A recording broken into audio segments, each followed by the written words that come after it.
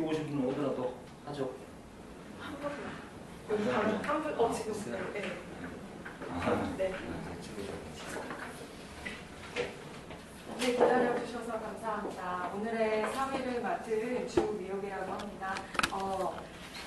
다주원간의 르페브르나 그리고 스피노자 등등의 세미나로 이용해서 지금부터 같이 활동을 하게 되었는데 오늘 일단 토요일 오후에 귀한 시간 내주셔서 너무 감사드리고요.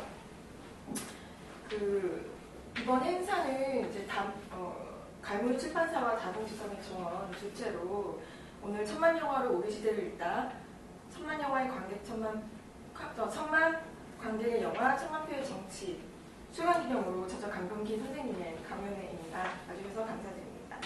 간단한 책 소개를 좀 드리고자 하는데요. 여러분들에게는 영화라는 게 어떤 의미인지는 잘 모르겠습니다. 저 같은 경우에는 이제 일주일 동안 열심히 회사원으로서 일을 하고 나서 금요일에는 그냥 시간이 맞는 영화관에 가서 그냥 그 적막한 공간에 잠시 쉬고 싶다 일 수도 있고요. 어떤 분들한테는 정치경제학적으로 이런 독과점 상태에서 쉽게 문화라는 조류에 편히 조인할 수 있는 대안이 될 수도 있고요. 그래서 오늘 이런 영화가 단순히 동원되는 관객으로서가 아니라 영화를 통해서 더더군다나 천만 관객이라는 수식어가 너무나도 뻔한 클리셰가 된 이 시대에서 우리는 어떻게 읽히고 그 안에서도 나는 어떻게 읽고 읽힐 수 있는지 그 의미에 대해서 조금 저자 강병기 선생님을 모시고 이야기 가져보려고 합니다. 일단 강연자분 강병기 선생님에 대해서 간략히 소개 말씀을 드리면요. 제 이름 자꾸 틀리게 계신 것 같아요. 죄송합니다. 죄송합니다. 제가 사회생활로서 너무 큰 무례를 저는 제 지인 중에 정병기님이 있어가지고 정병기 선생님께 다시 한번 사과 말씀을 드리고요. 네, 서울대학교 정치학과를 졸업하시고 이제 베를린 자유대학교에서 정치학 디플로미 박사학위를 받으셨습니다. 귀국 후에 노동일보 국제부장 그리고 한국노동이동전체연구소 등 여러 사회활동과 연구활동을 통해 폭넓게 활동을 해오셨고요. 특히 지금 현재는 영남대학교에서 정치외교학부 교수로 재직하고 계시고 이제 또 시인으로도 활동을 하고 계십니다. 근저 주요 조서로는 이제 표준의 통합 효과와 표준화 거버넌스 그리고 코퍼레이티즘 정치 등등의 주요 40여 권의 저력서를 내셨고요. 정치, 영화, 노동, 사고, 표현, 표준과 관련된 아주 100여 편의 논문이 있습니다. 그럼 오늘 강연을 위해서 경북 영산시 영남대학교에서 와주신 정병기 선생님을 큰 박수로 모셔보겠습니다.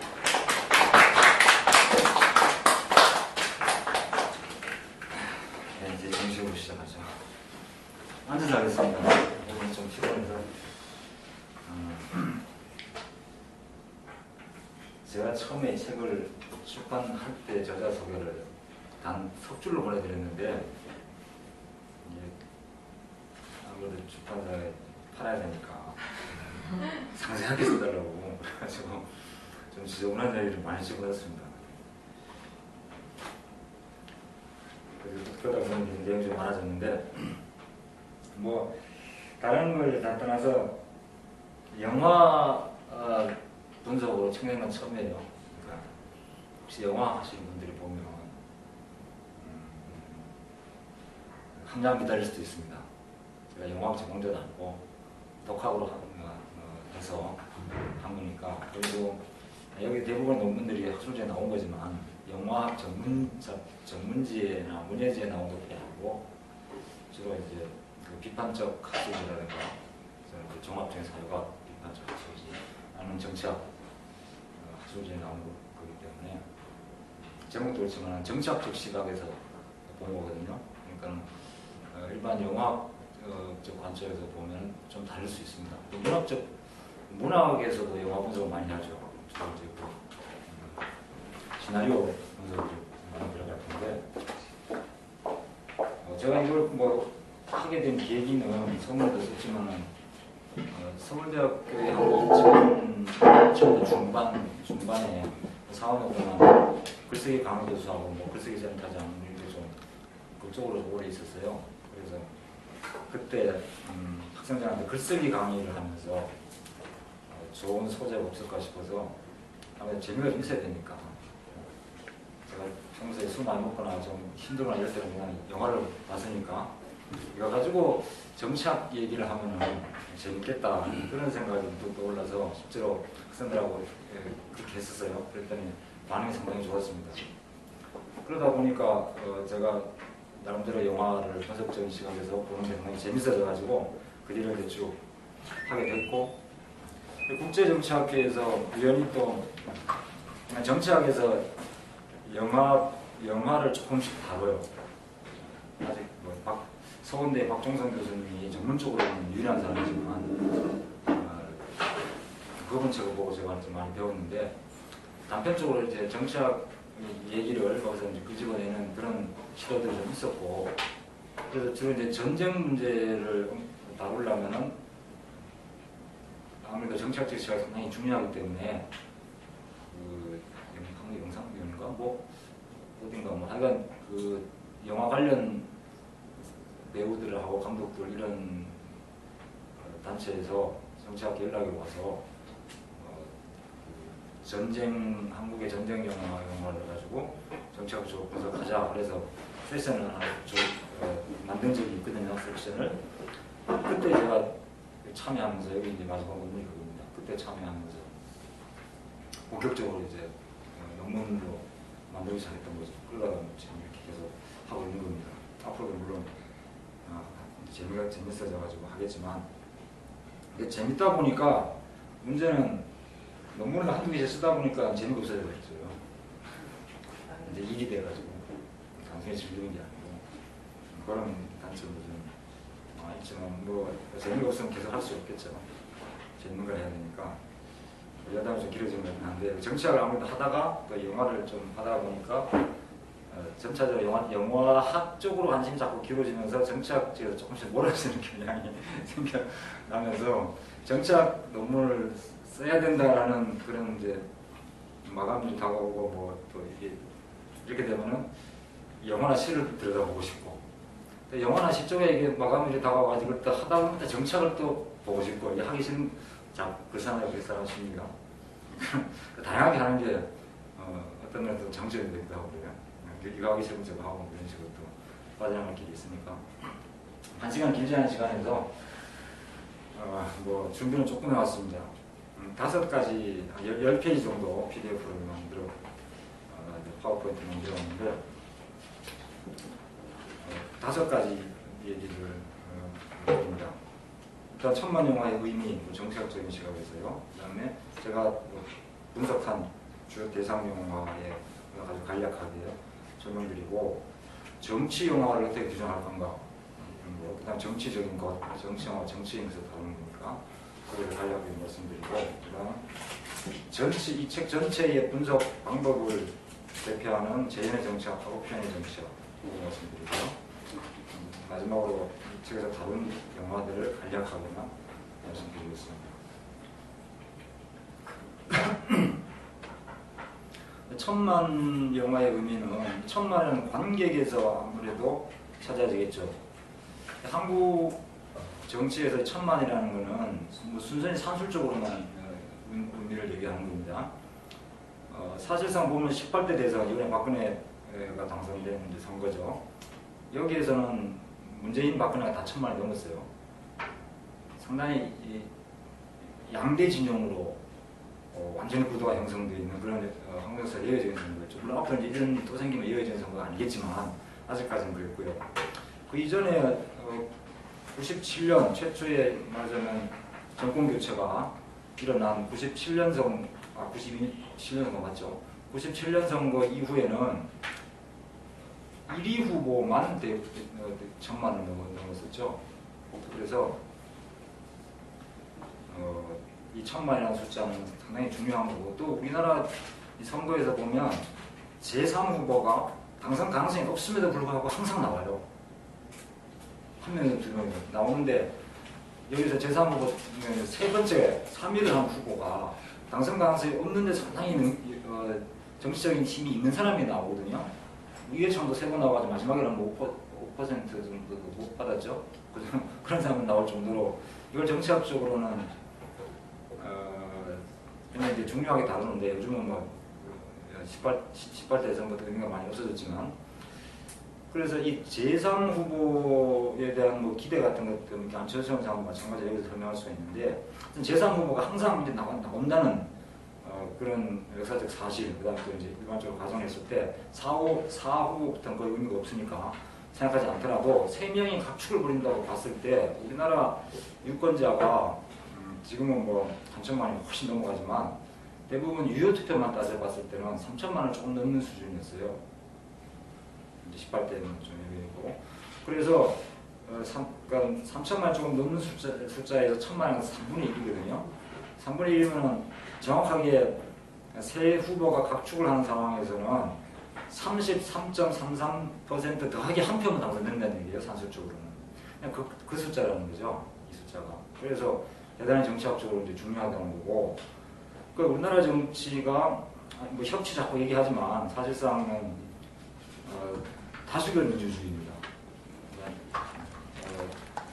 민주주의를 다수결 민주주의하고 이제 합의 민주주의 뭐 이렇게 부르는 것과 주로 많이 나오는데 우리는 합의나 협의 민주주의가 아니고 다수결 민주주의에서 다수가 선택한 대로 결정이 다 되고 1등이 독식하는 시스템이거든요. 선거제도 그렇고 대통령제라든가 정부 형태도 그렇고 그래서 1등한 과반수가 아니고 1등만 하면은 그것이 대한민국의 정치를 다 결정하는 거예요.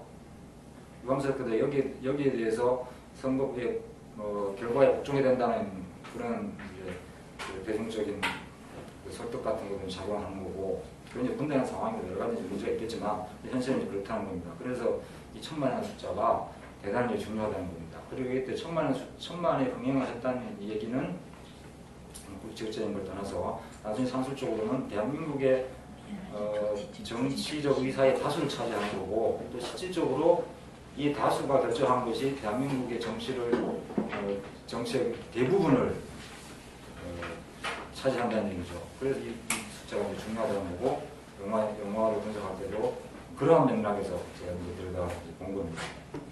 그리고 또 1,000만을 넘는 숫자들 관객을 동원하는 영화들은 대부분 몇 개를 제외하고는 권력을 다뤘어요. 우리나라 사람들이 권력에 대단히 관심이 많습니다. 정치 권력에. 실제 투표율은 유럽에 비하면 굉장히 낮아요. 투표 참여율이. 그런데 정치 권력에 대한 관심은 굉장히 높아요. 이게 우리나라 정치의 특성인데 그래서 권력 1,000만 그러니까 1,000만 넘는 영화 1,000만 영화라고 통칭하겠습니다. 1,000만 영화가 정치 권력의 핵심과 다수의 의사를 다루고 있다, 반영하고 있다 이렇게 본 겁니다. 제가 분석한 것은 여기 지금 바탕색이 노란색으로 되어 있는 국제시장 베테랑 한살 변호인 그다음에 예외적으로 1,000만 숫자가 관계가 드러나지 못한 포화석으로 고지전 이렇게 다뤘는데요. 아직까지 부산형은 이제 최근에 나온 게 여기 대상이 아니었고요. 전부터가 명량 1위를 했고 그다음에 뭐 이렇게 쭉 많이 있습니다. 외국 영화도 뺐어요. 이게 1,000만이 넘은 영화인데 괴물 같은 것도 물론 이제 사실상 이 괴물이 상당히 정치적인 색깔을 많이 권력을 상징하는 의미가 있는데 우리가 다 다룰 수 있는 건 아니고 너무나 얘기가 좀 부산행도 이제 보니까 그걸 또 해야 되나 이번 학기 강의 영양학생 분석하겠지 해가지고 이제 봤는데 논문 하나의 분량이 나오고 그럴 것 같아요. 너무 스토리가 단순해. 이런 거 좀 가능하면 빼는 방식으로 같습니다. 할 얘기가 많아야 되거든요. 15페이지를 채우려면 좀 정교한 구성이 좀 있고 이런 걸 중심으로 하다 보니까 이제 그렇게 됐습니다. 태극기 휘날리며가 정전 영화에서 1,000만이 넘었잖아요.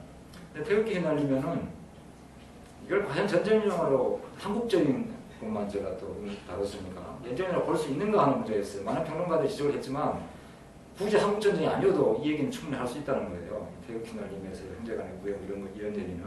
그리고 한국 전쟁이라는 그 관련된 얘기가 사실상 이 배경 이야기가 그렇게 많이 등장하잖아요. 그래서 이것도 큰 의미가 없을 것 같아서 이제 뺐고 1,000만이 안 넘었지만 한국 전쟁과 관련된 또는 남북 북한 대북관하고 전쟁관을 잘 다룬 것이 오히려 포괄적으로 고지전이었다는 판단에서 그거를 선택한 겁니다. 변호인 이런 거는 두말할 것도 없이 정치와 관련된 그런 얘기들이고요. 그래서 선택한 영화들이 이런 1000만 이상 관객 영화 중국 이상이 있다는 걸 또 보여드린 거고요. 그다음 정치 영화와 정치적인 것인데 이 책을 구성하면서 제가 방법론으로 고민을 많이 했었는데 영화를 어떻게 볼 거냐 하는 문제거든요. 그래서 영화 관련된 이제 책도 좀 많이 사보고 하면서 정리를 한 것을 여기 간략하게 써놨습니다. 영화를 저는 그냥 사건으로 본다는 겁니다. 특히 이종우 교수가 지금은 대학에 안 있죠. 서강대학교에서 대탐자로 있다가 대탐부가 있어서 학교에서는 도저히 내가 연구하는 것을 제대로 할 수 없다 해서 때려치고 나가서 지금 혼자서 다중지성을 전공 같은 시간을 꾸며가지고 자발적으로 학생들하고 소통하면서 촬영을 강의하고 있죠. 그러시는 분인데 그분이 쓴 사건의 철학인가 정확하게 모르겠는데 그 책이 굉장히 볼만합니다. 생각상 보시고 뭐 그렇게 어려운 것 같지는 않은데 그 사건을 잘 정리한 것 같아요. 그 사건은 뭐 제가 그걸 그대로 가져온 건 물론 아닙니다. 나름대로 제가 이제 재구성한 건데 일단 사건을 본다는 게 포인트입니다. 사건이라는 것은 현실이라는 거죠. 상상 속에 있는 것만이 아니고 물론 이정우 교수의 얘기는 이제 상상 속에 있어도 본질은 어차피 현실로 드러난 거 관계가 없다고 얘기하는데 저는 현실로 일어난 것을 사건이라고 보는 거거든요. 그러니까 뭐 깜짝 파티한 그런 이벤트 그런 말이 아니고 저는 현실에서 작건 크건 역사적으로 큰 의미가 있건 없건 모든 것은 이제 사건이라고 보는 겁니다. 영화는 그 중에 하나죠. 1000만 영화는 그 중에서도 사건 중에서 큰 사건이 되는 것이고 어떤 신문에는 이 책을 1000만이 넘은 영화는 사건이다 이렇게 보도했던데 그런 뜻이 아닙니다. 그게 아니고 영화 자체가 있는 사건이라는 거예요. 그러니까 영화를 보통 현실이 아니고 현실을 재현하고 반영한 것으로만 보잖아요. 근데 저는 그게 아니고 현실을 재현하고 반영한 것이 아니라 영화 자체가 사건이라는 거죠. 영화가 감독에 의해서 생산이 되고 제작자가 제작을 하고 그래서 이게 만들어지는 것 자체가 뭐 생산 과정이나 문화연구식으로 보더라도 이것 자체가 물론 사건이지만 그 안에 있는 시나리오나 스토리, 가상의 모든 이제 설정 같은 것도 현실과 소통하는 사건이라는 거예요. 그 실제 현실 영향을 미친다는 거죠. 그래서 그게 뭔가 모방의 세계, 시뮬라시옹에서 이런 얘기까지 정확하게 책에는 써놨는데 압축하면 그런 얘기를 하는 겁니다. 현실에 분명히 영향을 미치기 때문에 사건이고 또 감독은 물론 재현에서 출발합니다.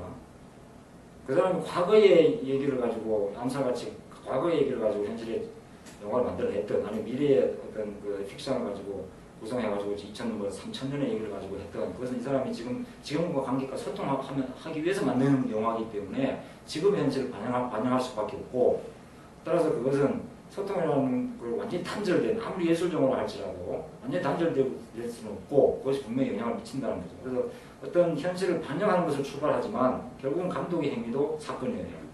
영향을 미쳐요. 그래서 감독은 재현에서 출발하면서 표현으로 가는 것이고 소비자는 전 처음부터 표현의 영역으로 출발하는 거라고 보는 거죠. 소비자는 영화를 보는 것, 그것도 사건 중에 하나죠. 영화를 보고 그 다음 어떤 형태인지 영화에 표출을 하는 겁니다. 정치학에서 선거와 관련해서는 지지자하고 동조자를 구분하는데요. 지지자하고 동조자의 차이는 뭐냐면 특정 정당의 어떤 그 강령이나 이념에 대해서 지지자는 마지막 투표 행위를 하기 전까지 아무 소리 하지 않고 있다가 가서 투표만 하면은 이것은 그냥 지지자예요. 근데 동조자부터는 선전 활동에 참가하는 사람을 동조자라고 그러거든요.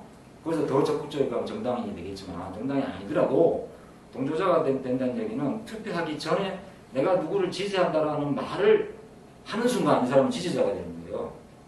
그 말이나 글로 쓰든 말로 하든 그 자체가 그 선전 활동에 되는 겁니다. 선전이나 선도. 선전이나 선도가 그래서 그때 동조자라고 구분하는 거거든요. 그러니까 관객이 영화를 본다는 행위 자체에서 관객은 그런 영역이 들어가고 있다는 거죠. 그래서 이거는 단순히 반영이 아니죠. 관객이 영화를 통해서 자기 혼자만 느끼고 가만히 있으면 그거는 표현이 아닐 거예요. 근데 분명히 그 행동을 하면서 바로 어떤 술 먹고 얘기를 하든 뭐 친구하고 얘기를 하든 어떤 형태로 가족과 얘기를 하든 그것은 표출될 수밖에 없고 그래서 이건 자동적으로 표현의 영역으로 관계가 좀 들어간다는 겁니다.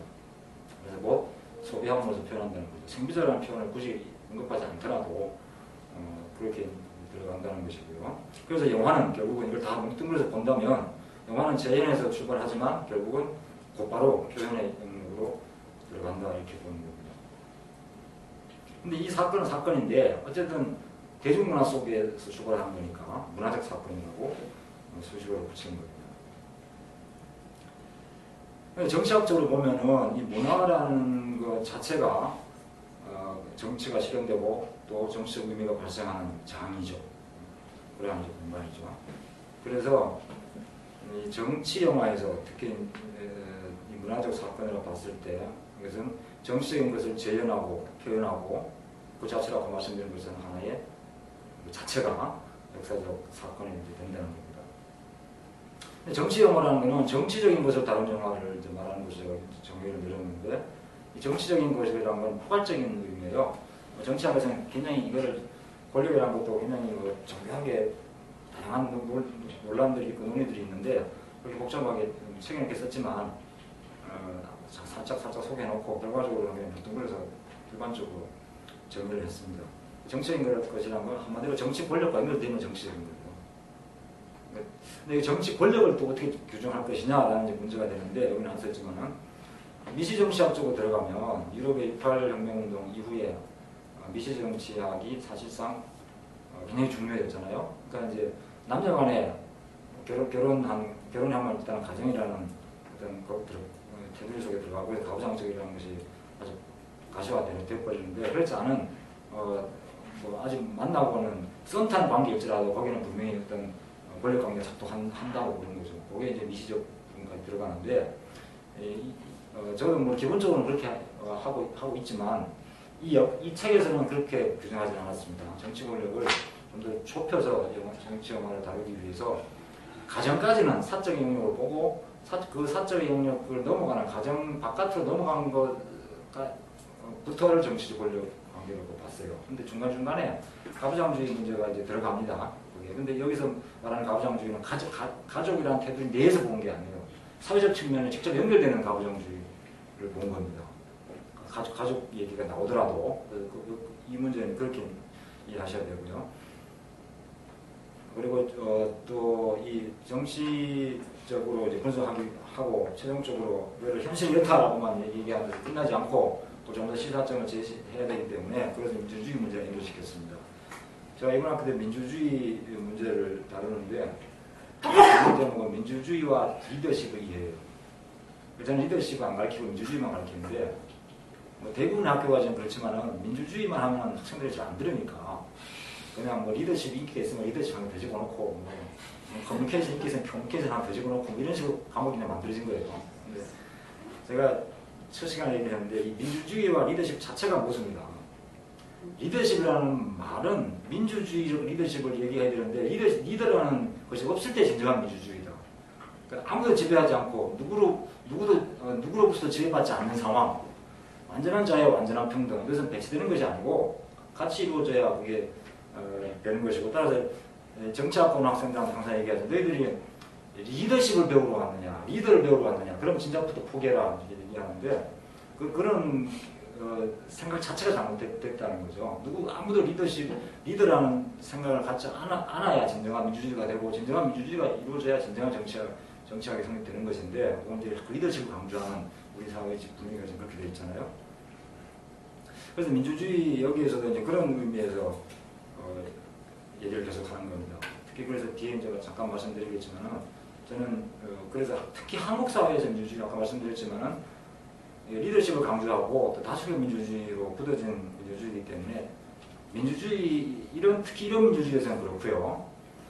민주주의 지금 근대 사회에서 얘기하는 민주주의 자체가 제가 보기에는 대단히 보수적이라고 봐요.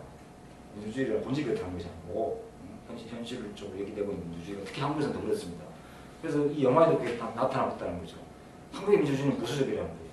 지금 유럽에도 마찬가지인 정도의 차이일 뿐이지. 그래서 이것을 보수적이지 않도록 민주주의가 굴러가게 하기 위해서는 어때야 되는가라는 얘기를 뒤에 가서 조금씩 했습니다.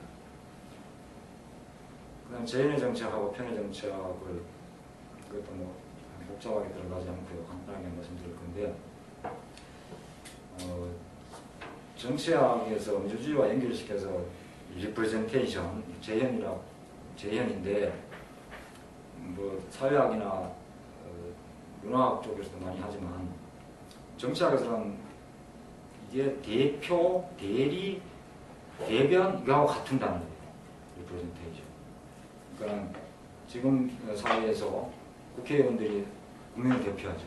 그 국회의원들에 대해서 대통령은 책임을 져야 되고 대통령 우리나라에서는 국민으로부터 선출되지만 유럽의 내각 책임제에서는 의회에서 선출되잖아요. 수상이. 하지만 이 수상은 국민의 대표로부터 선출됐기 때문에 국민한테 책임져요. 근데 직접적으로 국민한테 책임지기 어렵기 때문에 국회에다 책임지는 거거든요. 이게 대표 관계가 형성이 돼요. 근데 이 대표나 대리라는 것이 이른바 대의 민주주의로 연결이 되는데 이것을 뭐 옹호하는 측에서는 당연히 현대사회가 복잡하고 국가 규모가 크기 때문에 직접 민주주의로 할 수가 없다. 그래서 대민주주의를 할 수밖에 없다라고 얘기하는데 이게 민주주의 이론에서 보면은 대단히 비민주주의적으로 연결된다는 거예요. 그러니까 지금 대민주주의라는 거는 뭐냐 하면은 후보들이 출마해가지고 나 잘났어 하고 내가 얼마큼 잘났는데 내가 잘났기 때문에 내가 당신들의 리더로서 잘할 수 있다라고 얘기하면서 찍어들어가는 거예요. 국민들은 그래서 찍어주는 거고. 그래서 자기들의 맞아요 리더를 뽑는 것이지 자기 신분을 뽑는 게 아니라는 거죠. 세계 어느 나라나 다. 근데 원래 아테네 민주주의의 의미는 그게 아니잖아요. 아테네 민주주의는 자기들을 리더해 줄 사람을 뽑는 것이 아니라 그야말로 신분을 뽑는 시스템이었어요. 물론 거기 이제 아테네 민주주의 귀족사회입니다. 시민은 귀족이에요. 노예와 자유시민의 비율이 4대1 정도 됐어요. 자유시민이 5분의 20%밖에 안 됐다는 겁니다. 나머지는 다 노예였고 노예들은 참정권이 전혀 없죠. 그렇게 보면 이것은 민주주의가 아니죠. 엄밀하게 말하면 귀족들 내에서 민주주의가 있었다는 그런 귀족사회가 다를 거 없는데 그걸 떠나서 어쨌든 그 안에서는 시스템 안에서는 민회가 구성되고 민회에서 평의회가 구성되고 평의회에서 위원장 국가 원수인데 국가 원수의 임기는 하루입니다. 그 당시에 수명으로 봐가지고 전 자유시민 전체가 죽을 때까지 한 번은 대통령 한 번 주는 거예요. 이걸 어떻게 보냐면 추첨제도입니다. 내가 잘났다고 해서 당신들의 리더가 될 수 있다라고 선거운동을 해가지고 뽑히는 것이 아니고 단지 순서만 정하는 거예요. 이번에는 제비뽑기 해가지고 이번에는 네가 하라 했으니까 그만하는 거 그 다음 차례를 하는 거 이게 제비뽑기 하는 추첨이에요. 이것이 진정한 직접 민주주의죠. 거기에는 물론 누구나 다 할 수 있다는 게 있습니다. 대통령은 누구나 해도 상관없는 거예요. 잘한 사람이 해야 되는 것이 아니고 물론 여러 가지 조건들을 이제 여기 들어가면 깊어지는데 어쨌든 대의민주주의가 어쩔 수 없는 상황에서 출발했다고 하지만 그 요건이 많이 어느 정도 상쇄됐다고 한다면 대의민주주의는 스스로 민주주의라는 이름으로 어떤 주권자들의 권한을 구속하는 장치가 되어버렸다는 거죠. 그래서 이것이 대표나 대리, 대변 이런 것이 재현이라는 개념으로 아까 얘기하는 그런 재현이라는 개념으로 번역했을 때 재현과 반영이거든요. 대중의 모습을 영화가 반영한다 해서 끝나는 거예요. 그 다음부터는 책임을 실제로 지지 않고 대표자들이 국회의원들 국민들한테 직접 책임을 지지 않고 선거 때만 자꾸 가서 큰절할 뿐이지 실제로 하지 않는다는 겁니다. 근데 영화가 대중의 모습을 재현하는 것에서 끝난다면 그렇다는 거죠. 근데 적어도 1000만이 넘어가는 영화들은 거기서 끝나지 않는다는 거예요. 물론 다른 영화도 마찬가지지만 특히나 이 강조를 하게 되는 거죠. 사람들이 반응을 합니다. 직접적으로. 의사를 직접적으로 표출하고 영화 작품이라는 것은 상연되는 작품 완성되지만 사실상 사회적 의미에서 보자면 사건이라는 의미에서 보자면 그 영화의 완성은 거기서 끝난 게 아니에요. 계속 관객들과 소통하면서 상연되고 스크린에서 내렸다 하더라도 지속적으로 소통하면서 그 영화에 대한 평가 이런 것이 계속 업그레이드되고 바뀌기 때문에 그 영화의 완성도는 거기서 끝나지 않는다는 거죠. 사건이라는 의미에서 봤을 때 지속적인 소통 속에 있고 지속적인 소비 속에 있는 겁니다. 만들어지는 거고. 자, 그래서 대표, 재현, 반영 이런 것은 침묵하는 다수의 의사를 대변하고 자기가 다 반영한다는 의미에서 보면 대단히 독재적으로 흘러가는 그런 식이 될 수 있다는 거죠. 침묵하는 다수로 돼버리고. 그래서 원본이 있고 이게 모방에서 끝나는 거예요. 한번 반영해서는 그걸 끝이에요. 그래서 원본이 완전히 정 굳어지는 겁니다. 정형이. 그런 식으로 되서는 안 되고 실제로 영화는 그렇게 작동하지 않는다는 거예요. 그렇게 작동하는 것으로 규정하고 보게 되면은 오히려 잘못 이해한다는 거죠. 그래서 그 다음 단락이 영화가 재현의 수단에 머물 때 정치 영화는 침묵한 다수의 의사를 반영한다는 추상적 논리를 세우면서도 실질적으로 언제나 권력의 정치를 표출한다. 지금 권력은 지배체제의 권력이죠. 그것을 반영하는 수준에서 끝나요. 그 이데올로기를 선전하는 수단으로 될 가능성이 아주 높아요. 민주사회일지라도. 그래서 그렇지 않은 것으로 영화를 이제 봤을 때 그 영화가 좀 더 민주적인 것에 발전에 기여할 수 있다고 보는 겁니다. 그 다음 표현의 정치로 자연스럽게 넘어가게 되는데, 근데 이 표현의 정치, 그러면 재현을 완전히 버리고 표현으로만 얘기할 거냐? 그건 아닙니다. 민주주의가 대의민주주의 잘못됐다 하더라도 대의민주주의가 이 사회에 기여하는 부분이 분명히 있고 과거의 어떤 체제보다는 나은 체제거든요. 분명히 공권사회가 나은 사회입니다. 그래서 389 세대인데 제 친구들도 많이 그렇지만 389 세대가 상당히 보수적이고 권위적인 건 사실이잖아요. 저도 이제 그런 사람 중에 하나이겠지만 심지어는 제 친구들 중에 제가 83학번인데 그런 친구까지 있었어요. 정말 적극적으로 엄청나게 투쟁했어요. 얘가. 근데 졸업하고 나서 혁명의 가능성이 상당히 없어지니까 민주화되고 자기는 자본가가 돼가지고 노동자들을 극단적으로 착취할 거예요. 그래서 노동자들이 깨우쳐갖고 혁명을 할 거 아니냐. 이런 식의 논리가 실제로 많이 있었습니다. 옛날에. 이게 이제 극단적이면서 소합병적인 이제 그런 얘기가 되는데 완전히 재현과 표현의 얘기가 다르고 재현이 잘못됐다, 대임주 잘못됐다, 완전히 버리고 새로운 것을 구축해야 된다 이런 얘기가 되는데 그렇지 않죠. 변질법 논리에서 보더라도 지향이라는 개념을 쓰잖아요. 지향이라는 개념은 애 목욕시켰으면 애까지 버리는 게 아니고 물만 버려야 되는 거 아니에요. 잘못된 것만 버리고 잘못된 것은 계속 발전시켜 나가야 되는 겁니다. 민주주의 논리가 원래 민주주의는 자유민주주의 논리는 원리는 그게 아니었죠. 그것이 재산권의 자유로 연결되면서 사람의 인격이라든가 정신이나 신체 이런 것이 재산권의 자유의 일부로 같은 개념으로 얘기가 되면서 그렇게 된 거거든요. 근데 그런 부분은 지향을 하되 나머지 부분 그걸 이제 버리되 나머지 긍정적인 부분을 발전시켜야죠. 공공사회에서 리버레이션을 의미해서 해방의 논리 이런 것은 좋은 얘기거든요. 이런 것은 발전을 시켜야죠. 그래서 표현의 정치학에서도 대의민주주의 표현의 정치학에서도 재현의 정치학에서도 훌륭한 부분이 있습니다. 그래서 그런 것을 강래 교수님 같은 부분도 선생님도 이런 거를 재현의 어떤 폐기가 아니고 그것의 재구성, 재배치의 문제다 이런 얘기를 한 적이 있는데 결국은 이 대의민주주의의 얘기들도 근대의 어떤 긍정적인 부분들은 발전시키면서 재배치해야 된다는 거예요.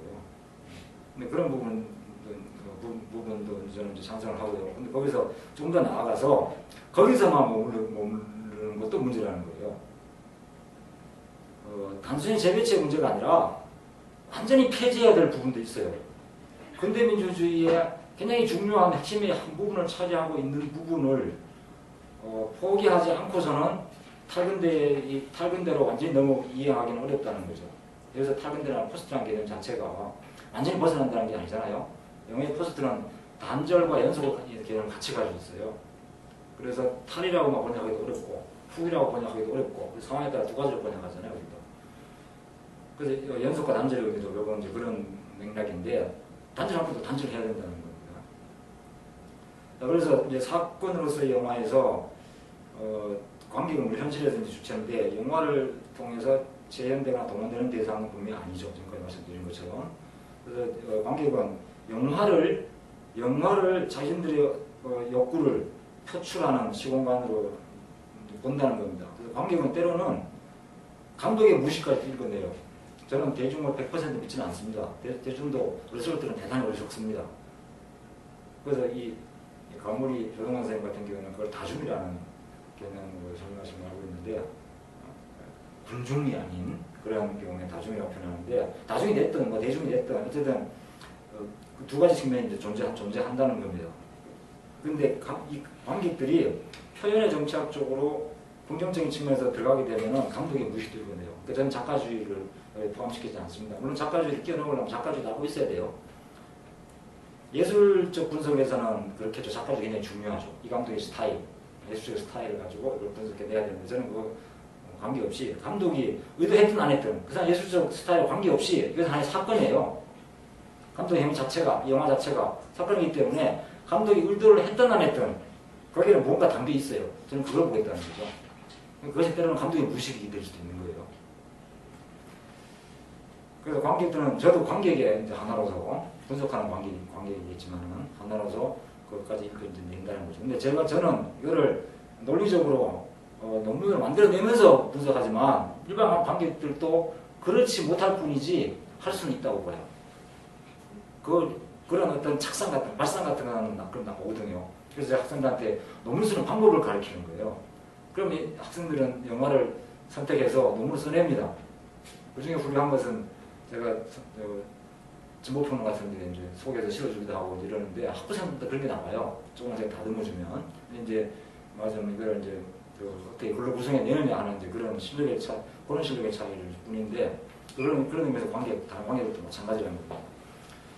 이제 사례 경에서 하나씩 이제 말씀을 드리면 변호인에서 저는 공감과 민주주의 보수성을 이제 봤다고 말씀드렸는데 이게 트레이시의 이론을 우연히 이제 접하게 되면서 그걸 적용할 수 있겠다 싶었는데 동일시 얘기를 하죠. 물론 관객과 영화의 동일시를 주로 얘기하는데 저는 그걸 이제 영화 안에서 그 시나리오 상의 그 스토리 상의 문제도 연기하죠. 분석할 수 있다고 본 거고 그걸 공감이라는 말로 좀 변형을 한 겁니다. 공감을 이제 두 가지로 이제 일단 구분하면 수동적인 공감과 적극적인 공감 두 가지로 나눕니다. 그다음 적극적인 공감은 다시 능동적인 공감은 소극적인 것과 적극적인 것을 나눌 수 있다 이렇게 되는 거예요. 그러니까 이제 이 곱하기는 네 가지가 되는데 수동적인 공감을 소극적인 공감, 수동적, 소극적, 수동적, 적극적 이것은 말이 안 될 것 같아가지고 그건 하나로 묶고 나머지 능동적인 것만 두 가지를 다시 나눈 겁니다. 그렇게 봤을 때 이것을 현 지배 이데올로기에 대한 사회 계층의 공감도를 말하자면 스테레오 타입으로 적용할 수 있을 것 같았어요. 수동적 공감 같은 경우는 그렇죠. 여기서 이 영화 변호인에서 나머지 적극적인 저항 계층은 누락됐습니다. 다루지 않았습니다. 그래서 그걸 누락된 걸로 처리했어요. 적극적인 저항 계층은. 송무섭이라는 변호사 노무현을 상징으로 되어 있는데 이 주인공 송무섭 변호사가 처음부터 저항하는 사람은 아니었어요. 그죠? 이 사람이 에피파니를 거쳐가지고 민주투사를 거듭나는 걸 다룬 거죠. 그럼 적극적인 저항 계층이 여기서 영화에서 전혀 없었나? 있었죠. 박준우라는 국밥집 아들 대학생들이 있었죠. 노동자 얘기는 거의 안 나옵니다. 노동자들의 투쟁은. 그게 나오는데 그것은 송무섭의 에피파니를 위한 하나의 소재일 뿐이었지 그 자체가 여기서 중요하게 다루지는 않았거든요.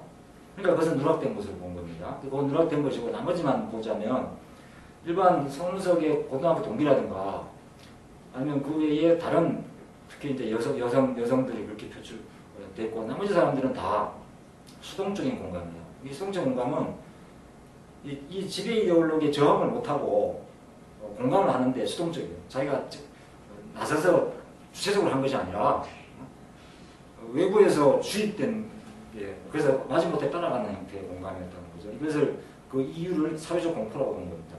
억압 사회였기 때문에 이것은 제5공화국 시절이었죠. 억압적이고 공포적인 그런 사회에서 그런 공포에 의해서 어쩔 수 없이 공감을 할 수밖에 없는 그런 의미의 수동적 공감. 근데 능동적 공감은 주체적으로 결정해서 하는 겁니다. 근데 거기서도 상대적으로 소극적인 계층이 있고 또 적극적인 계층이 있어요. 적극적인 계층은 당연히 그렇죠. 지배체제죠. 그리고 그 하수인들.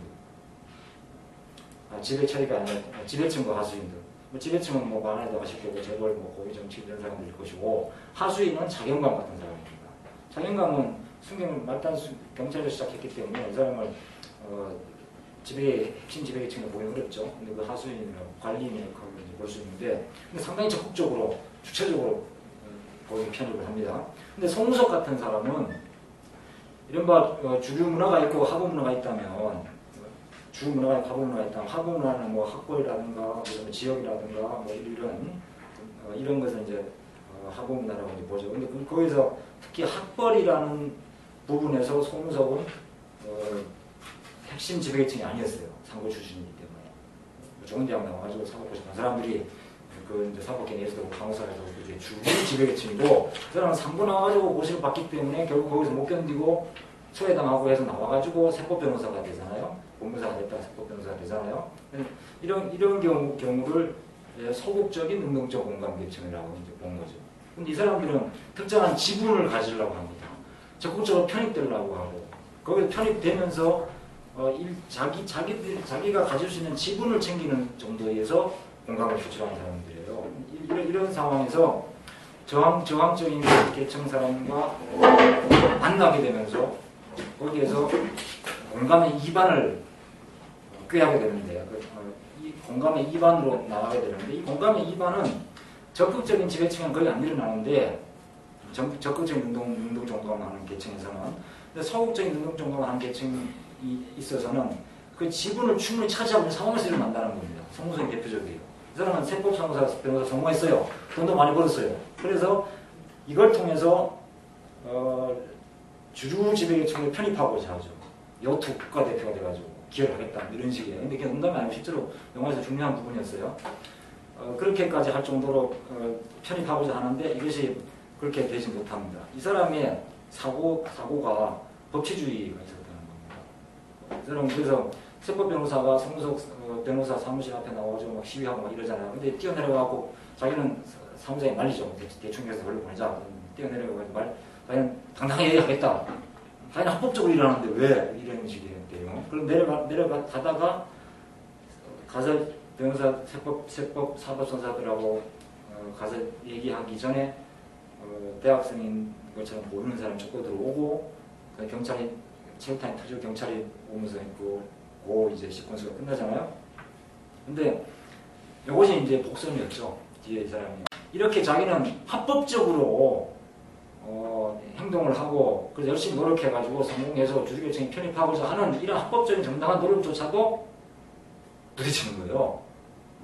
그런 공간에서는 어쩔 수 없이 적극적인 저항계층 사람들과 맞닥뜨릴 수밖에 없고, 이것을 억압하는 경찰과 부딪힐 수밖에 없고, 이 경찰과 송무석은 또 어차피 부딪힐 수밖에 없다라는 상징적인 장면이 그 장면이라고 저는 본 겁니다. 결국은 나중에 그대로 이어지죠.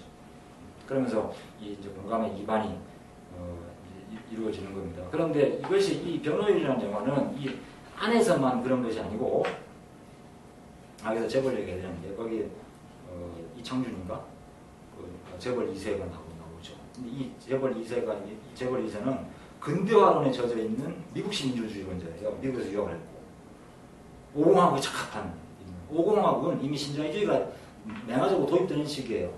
제가 이제 18청학번이기 때문에 전두환의 극악적인 포괄 속에서 대학을 다녔기 때문에 그때는 유신 때보다 더 심하다 이런 얘기가 막 돌았어요.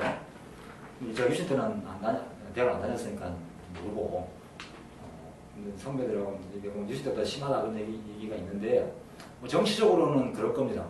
대학가 내에서는 한 건물 앞에 11명의 9명의 이 분대가 사법 경사들이 건물마다 배치가 돼 있었고, 학생들이 3명 이상만 모여서 노래 부르면 바로 체육탄을 터뜨리는 그런 세월이었기 때문에, 시대였기 때문에 뭐 그런 직접적인 정치적 영역 같은 건 훨씬 더 다가왔어요. 선배들 얘기로 복학한 선배들 얘기를 들어봐도.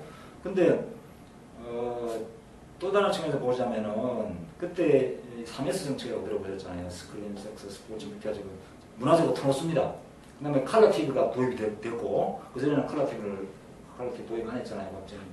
컬러 TV가 도입이 되고 문화적으로 터놓습니다. 그 다음에 교복을 없앴고, 그 다음에 학원 자율화를 해가지고 학도복단을 없애고 학생회를 만들었어요. 그러니까 이게 문화정책적으로는 자유주의를 도입한 거예요, 전두환이. 그 장면은 달라요, 오공화국이. 사공화국 유신 때요. 국회도 물론 이제 박근혜, 김종필, 김영삼, 김대중을 다 정치적으로 활동을 금지시켰지만, 그래서 허수아비 정당을 만들었지만 적어도 유종에는 없었어요. 유종이 아시잖아요. 통일세 국민회의가 국민의국 국회의원인 게 아니고, 통일세 국민회의라는 어용 단체가 만든 국회의원이 국회 상분의 일을 차지했잖아요. 그거하고 많이 달랐다는 거죠. 그러니까 두 가지 측면이 있는데, 문화적으로는 자유주의를 도입했고 경제적으로도 신자유주의를 도입했고 근데 정치적으로는 정치적으로는 이 도입한 것을 한편으로 더 묶어둬야 되기 때문에 광주 항쟁 같은 항쟁에 대한 억압에서부터 시작해가지고 굉장히 정치적인 억압 같은 게 강했다는 거거든요. 어쨌든 이런 상황에서 특히 시장에서 경제적으로는 재벌에 대한 규제가 상당히 많이 약해졌어요. 박정희 때에 비해서. 이미 재벌이 얼마나 커진 것도 있습니다. 박정희를 통해 가지고 재벌이 많이 커졌어요. 그러니까 이게 개발 독재는 막스가 자본주의 자체에 대해서 적용한 얘기지만 개발 독재도 미국의 근대화 논리에 따르더라도 재무등을 제압할 수밖에 없어요. 시장 경제를 만듭니다. 제3세계에서 독재국가가 성립되어 시장 경제를 만들어 놓고 그 시장에서 성장한 시장 경제 권력에 의해서 독재 정치는 쫓겨나요. 경제가 커지면 개입을 싫어합니다. 그래서 근대적 민주주의를 요구해요. 독재를 몰아내고 말하자면 대의민주주의 체제, 자유민주주의 체제를 도입하려고 합니다. 이창조이 딱 그러한 인물이죠. 근데 아직은 경제가 안 되기 때문에 지금의 GNP가 3배는 올라야 된다. 이렇게 얘기하죠.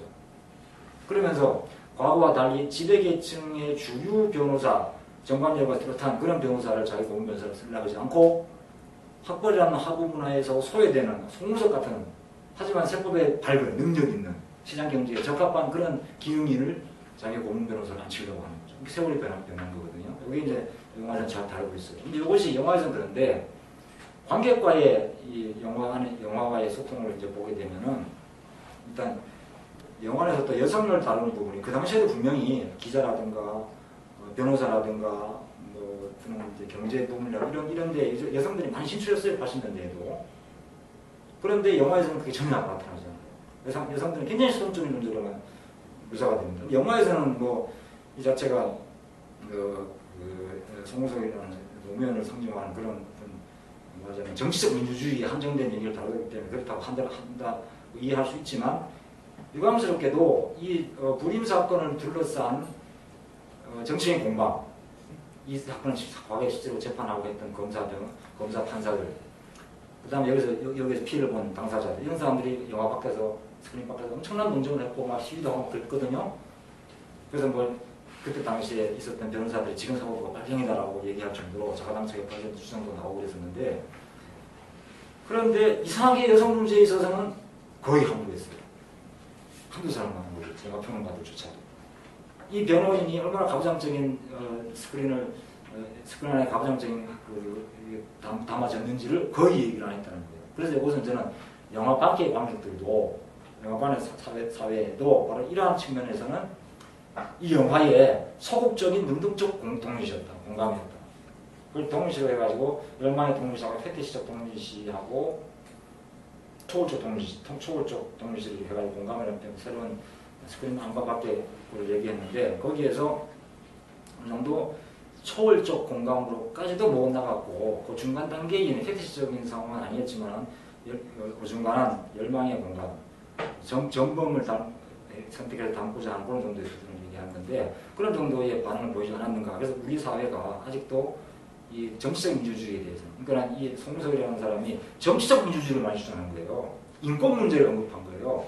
이창준이 그런 근대화 논리를 펼 때도 경제가 발전해 민주주의가 발전한다는 논리잖아요.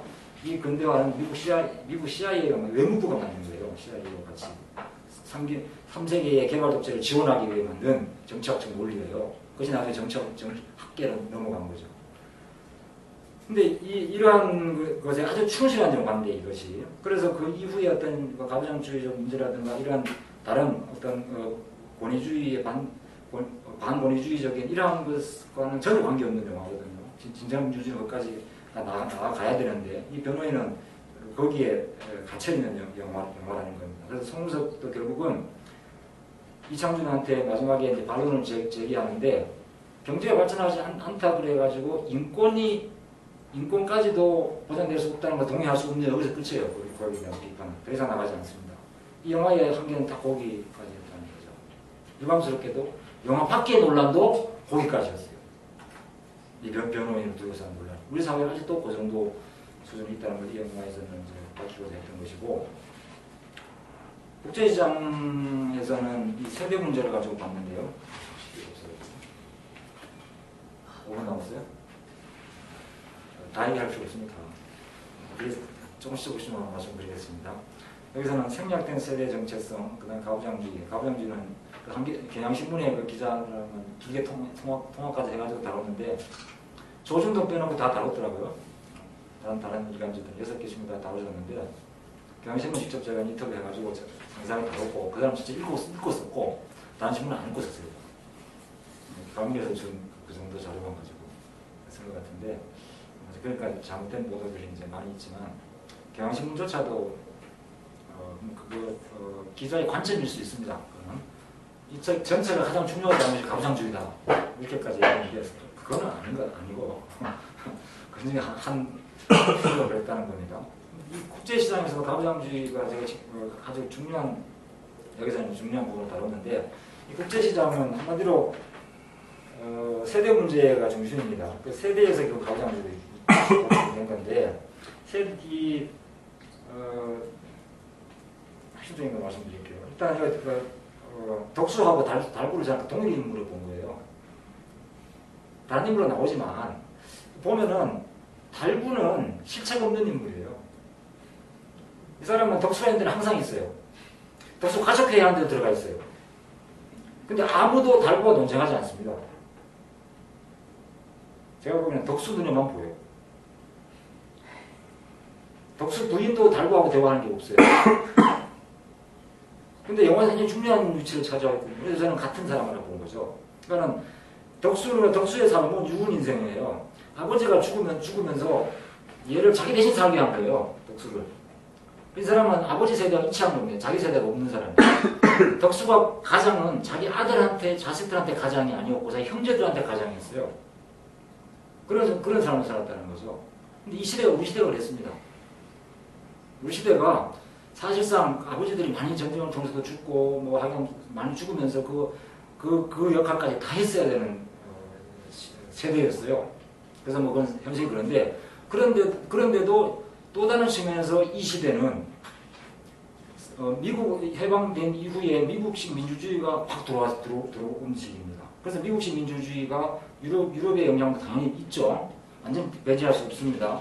이미 미국도 68년도 후반이 되면은 68혁명도에 영향을 받아가지고 상당히 가부장주의에 대한 반권위주의 문제, 탈물질주의 문제, 뭐 이러한 여성 문제, 반영 문제, 반전 문제가 팽창했던 시기거든요. 그런 부분이 한국도 안 들어올 수가 없다는 거예요. 많이는 못 들어왔지만. 그래서 그런 두 가지 측면이 다 들어가 있는데 덕수는 아버지의 유은 인생으로서 그거를 표출할 수 없는 거예요. 그래서 달구라는 인물을 통해서 달구가 그걸 대신하고 있었다는 거죠. 달구가 독일 간 이유는 백마를 타기 위해서 갔다고 나오죠. 천막스러운 표현까지 나오죠. 그 다음에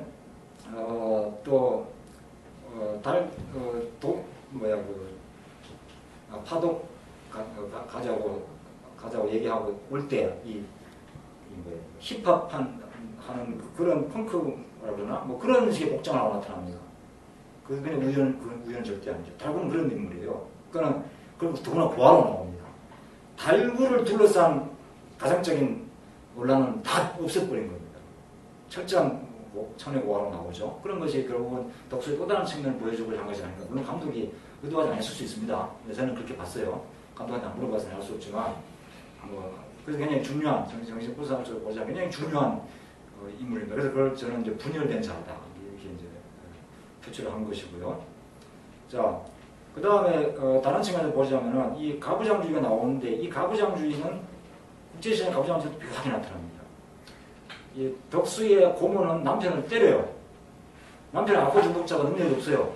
능력이 없는 사람은 남성이고 아버지이기 때문에 가부장이고 권위가 있는 시대가 아니라는 얘기예요.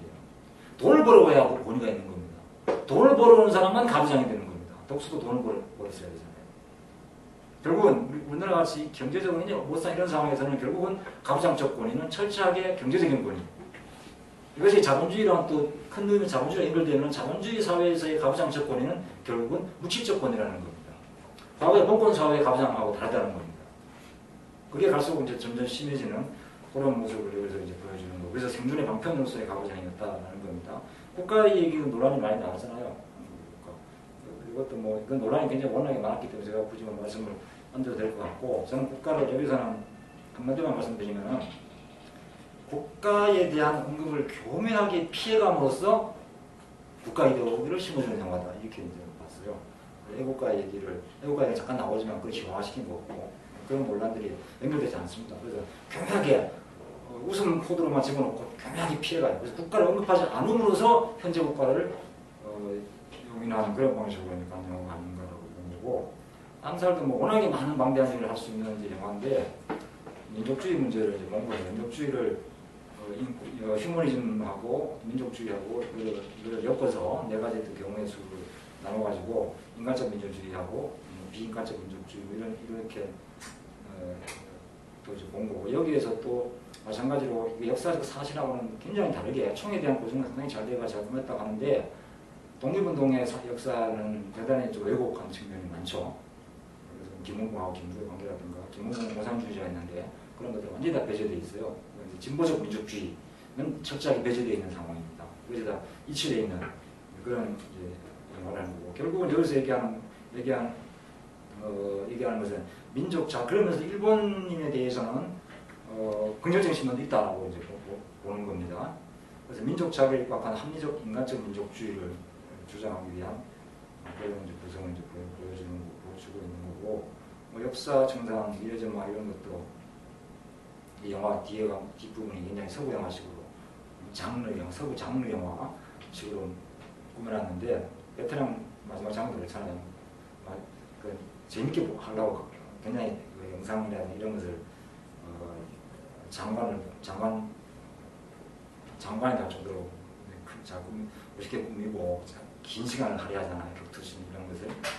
그래서 그런 것을 많이 강조했는데 어쨌든 마지막에 우리나라 민중들이 정말 일제 역사 청산을 하지 못한 것을 완전 속 시원하게 뚫어주는 그런 것을 이제 끝내잖아요.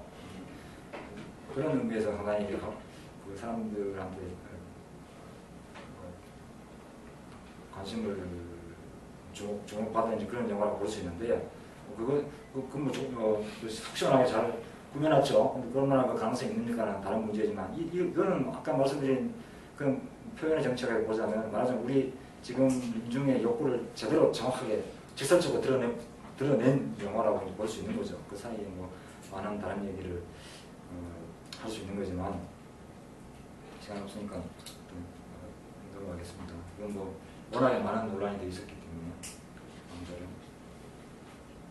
베테랑 같은 경우도 이 의라는 거를 단어가 사전치다 보면 두 가지가 나오죠. 어처구니 의미도 있지만은 굉장히 위대하고 큰 인물이라는 의미도 있습니다.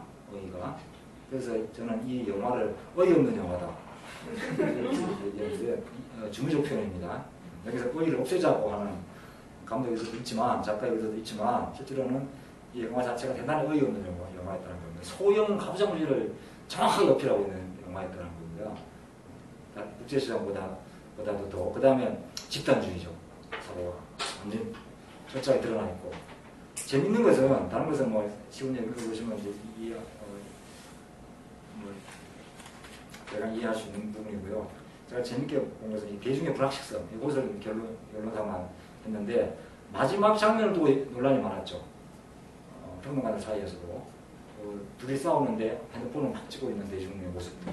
그 다음에 아트박스 사장이 나와가지고 마동석이 나와서 잠깐 얘기하고 들어가는 그 까메오 역할 이런 건데 이 대중의 역할이 과연 이 도망가려고 하는 유아인을 가두려고 한 행동이었는지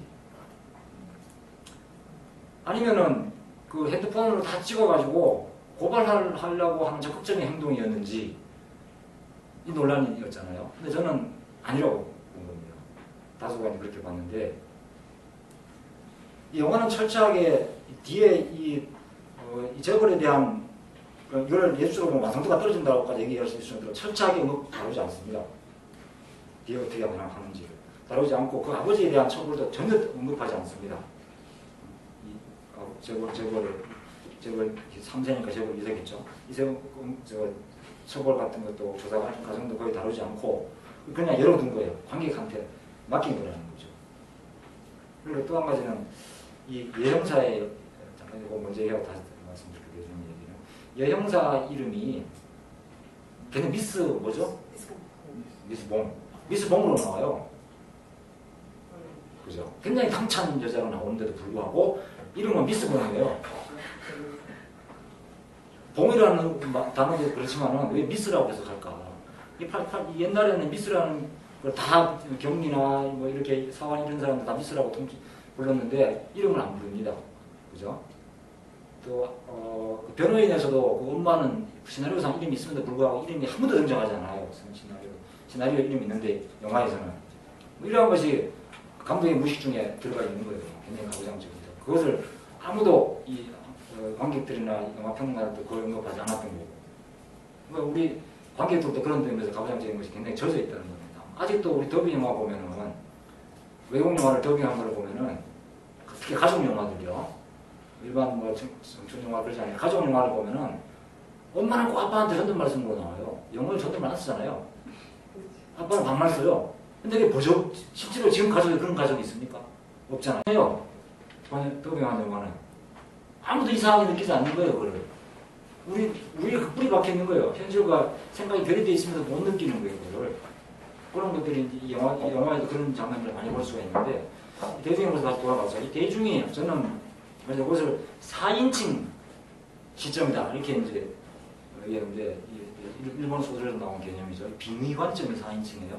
요즘 4인칭이 저급한 4인칭 시점은 유체이탈 학법입니다. 구상하는 거. 그 다음에 조금 고급적인 4인칭 화법은 안철수의 국민. 국민이 빙의되어 있는데 그 실체가 없어요. 국민이 뭔지. 빙의되어 있는 관점을 4인칭이라고 그러는데 1인칭도 2인칭도 3인칭도 안 해요. 그냥. 뭔지 몰라요. 근데 하여간 그 사람이 아니야. 이 영화에서 대중의 모습은 그렇게 드러나고 있다는 겁니다. 이 사람이 의도했는지 안 했는지 저는 관계 없다 했죠. 감독의 느끼고하고는. 철저하게 대중은 오리무중이에요. 그냥 찍고 있는 거예요. 그냥 지금 그런 장면에서 다 핸드폰 찍잖아요. 목적은 없어요. 사실 실제 대중은 그렇지 않습니까? 핸드폰을 찍는데 왜 사람마다 달라요. 그것이. 일단 뚜렷하게 하나로 드러나지 않아요. 이거를 저연의 정치하는 근대민 주주를 보면 하나로 담성으로 나아가야 되는데 정치적 민주주의를 위해서 고발하기 위해서 나가야 되는데 저는 그렇게 보지 않았다는 거죠. 열려 있습니다. 이 영화는 그런 의미에서 훌륭하기도 하고 그렇지 않기도 합니다. 대중의 모습이. 열려져 있는 걸 저는 잘했다고 좋았다고 보는데 그래서 이 대중의 모습은 이 영화가 철저하게 베테랑 마지막에 가지고 우리한테 큰 시사점을 물음표를 하나 던져주죠. 우리의 모습을 정확하게 묘사하는 영화라는 생각이 들고요. 이건 말씀드려도 될 것 같습니다. 그렇죠. 안 돼도 될 것 같습니다. 이것도 뭐 1000만이 안 넘었고 전쟁과의 대북 간의 함정이 있기 때문에 자, 여기까지 말씀드리고 아무래도 그다지 못하지만 질문하시면 얘기를 이어가겠습니다.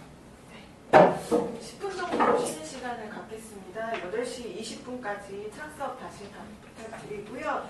그 질의응답 시간을 갖겠습니다. 그리고 쉬는 시간 동안 1층에 있는 화장실이랑 정수기 이용 가능하시고요.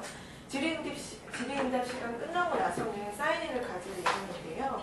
그 오늘 혁명감독의 영화 1000만 표의 정치 강원 출판사에서 특별히 10% 할인된 가격으로 구입 가능하시고 그리고 오늘 한해서 구입해주신 분들에 한해서 그 강원 출판사에서 나온 책들도 선물로 드린다고 합니다. 20분까지 착석 부탁드리겠습니다.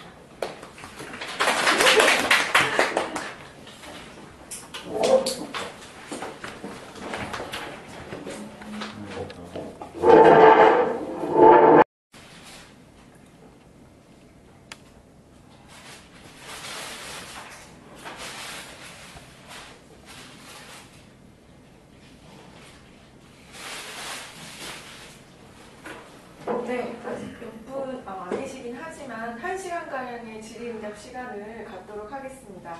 자유롭게 질의해 주시면 감사하겠습니다. 제가 서면으로 질문 받은 게 3가지가 있는데요. 네. 그러면 오신 분도 안 오신 분도 있을 텐데 네. 안 오신 분은 제가 미리 얘기해 드릴 것 같은데. 네, 알겠습니다. 혹시 아까 미리 제가 질문을 주신 분들이 계시는데 여기 마미나님 아까 사인 받으면서 제가 이름을 지을 수 있었는데 질문을 미리 넘겨주셨더라고요. 혹시 해주실 수 있으신가요? 네. 저기 소리를 너무 많이 나셔갖고 제가 질문을 읽어서 읽어주세요. 왔으니까. 네, 그다음에 저 해주시면 될 것 같습니다. 질문 읽고 네. 제가 이렇게 첫 번째 질문은 그대로 읽겠습니다. 언제부터인지는 인지하지 못하지만 1000만 이상이 본다는 과도한 맞죠? 홍보에 거부감이 생겨 오히려 작거나 예술 영화를 찾아보게 되곤 합니다. 현재 상태가 어떤 건지 모르겠는데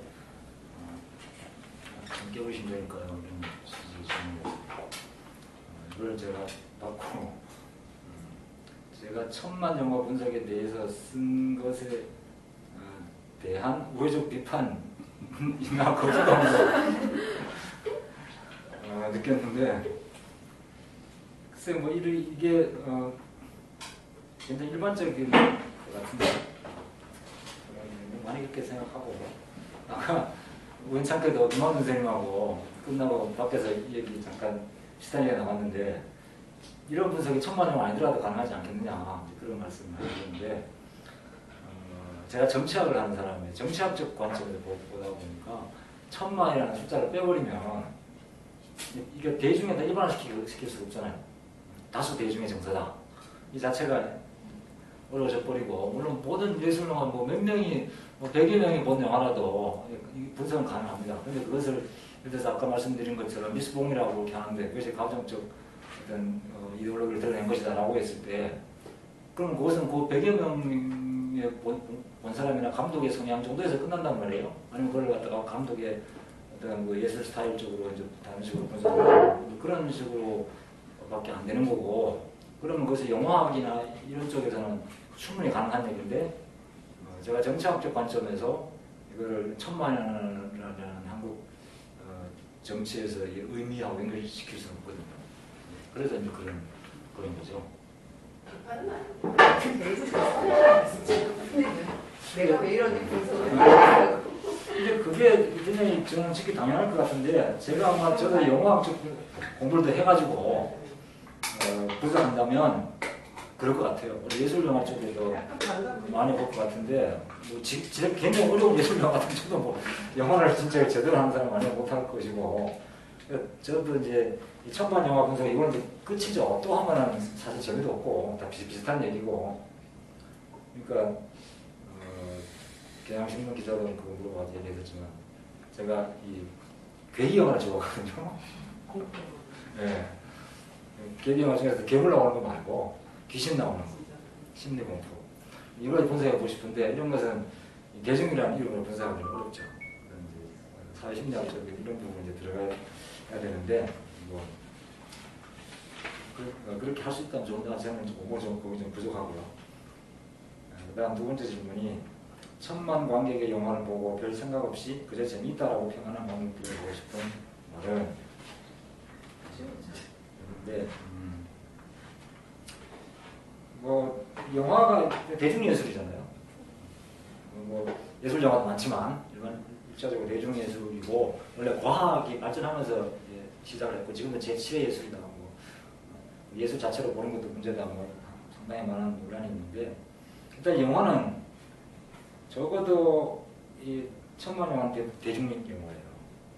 대중 영화를 보고 재미없으면 안 되죠. 흥행도 실패하고 예술 작품도 실패하고 처음부터 아예 흥행을 염두에 안 둔 예술 영화는 관계없죠. 독립 영화 이런 것은. 뭐 그냥 재밌다 이렇게 보는 것도 저는 나쁠 거는 전혀 없다고 생각하고요. 그걸 떠나서 예술적 비평이나 분석도 글쎄요 재미없으면 할 수 있을까요? 아까 제가 초대 잠깐 말씀드린 것처럼 정치학이 이게 마음이 있으면 정치학 너무 쓰기 싫어갖고 실수가 영화 분석한다 했잖아요.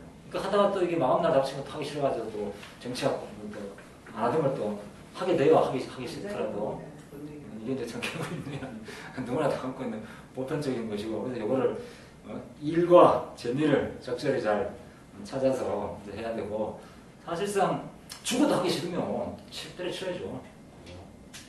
그렇게도 하기 싫으면.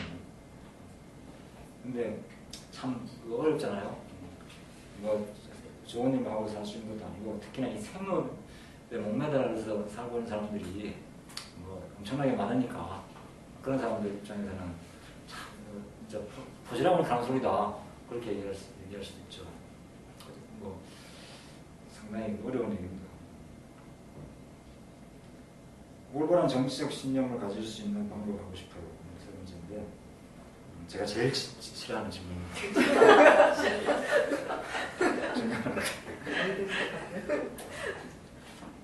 올바른 정치적 신념이 뭘까요? 요즘 다문화주의 얘기가 많이 나오는데 캐나다의 어떤 사람 발표를 제가 들었었는데 캐나다는 다문화주의가 굉장히 발전해 있어가지고 심지어 의장대 굉장히 상징적인 그런 대통령 의장대조차도 복장만 있는데 모자를 그 해교도 시급한가 해교도 안들랑이 의장대인데 자기 모자 안 쓰겠다 그래서 허용을 줬대요. 의장대도 터번을 쓰고 근무한다는 거예요. 캐나다는 끝까지 허용할 정도로 다문화주의가 굉장히 발전해 있다고 하는데 글쎄 그렇다 하더라도 그 다문화주의가 결국은 캐나다 사회를 전복하고서 할 때 용서가 될까 그런 집단들한테 그런 제가 질문을 이제 했었는데 자본주의를 전복하자 그러면은 자본주의는 다문화를 아무리 내서 안 해줄 거 아니에요, 그죠?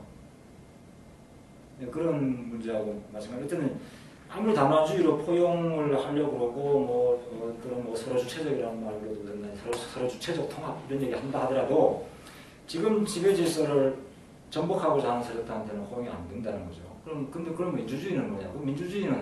민주주의를 전복하고자 하는 사람한테 허용을 해야 되느냐 이 문제가 생긴단 말이에요. 그리고 과연 어떤 게 민주주의냐?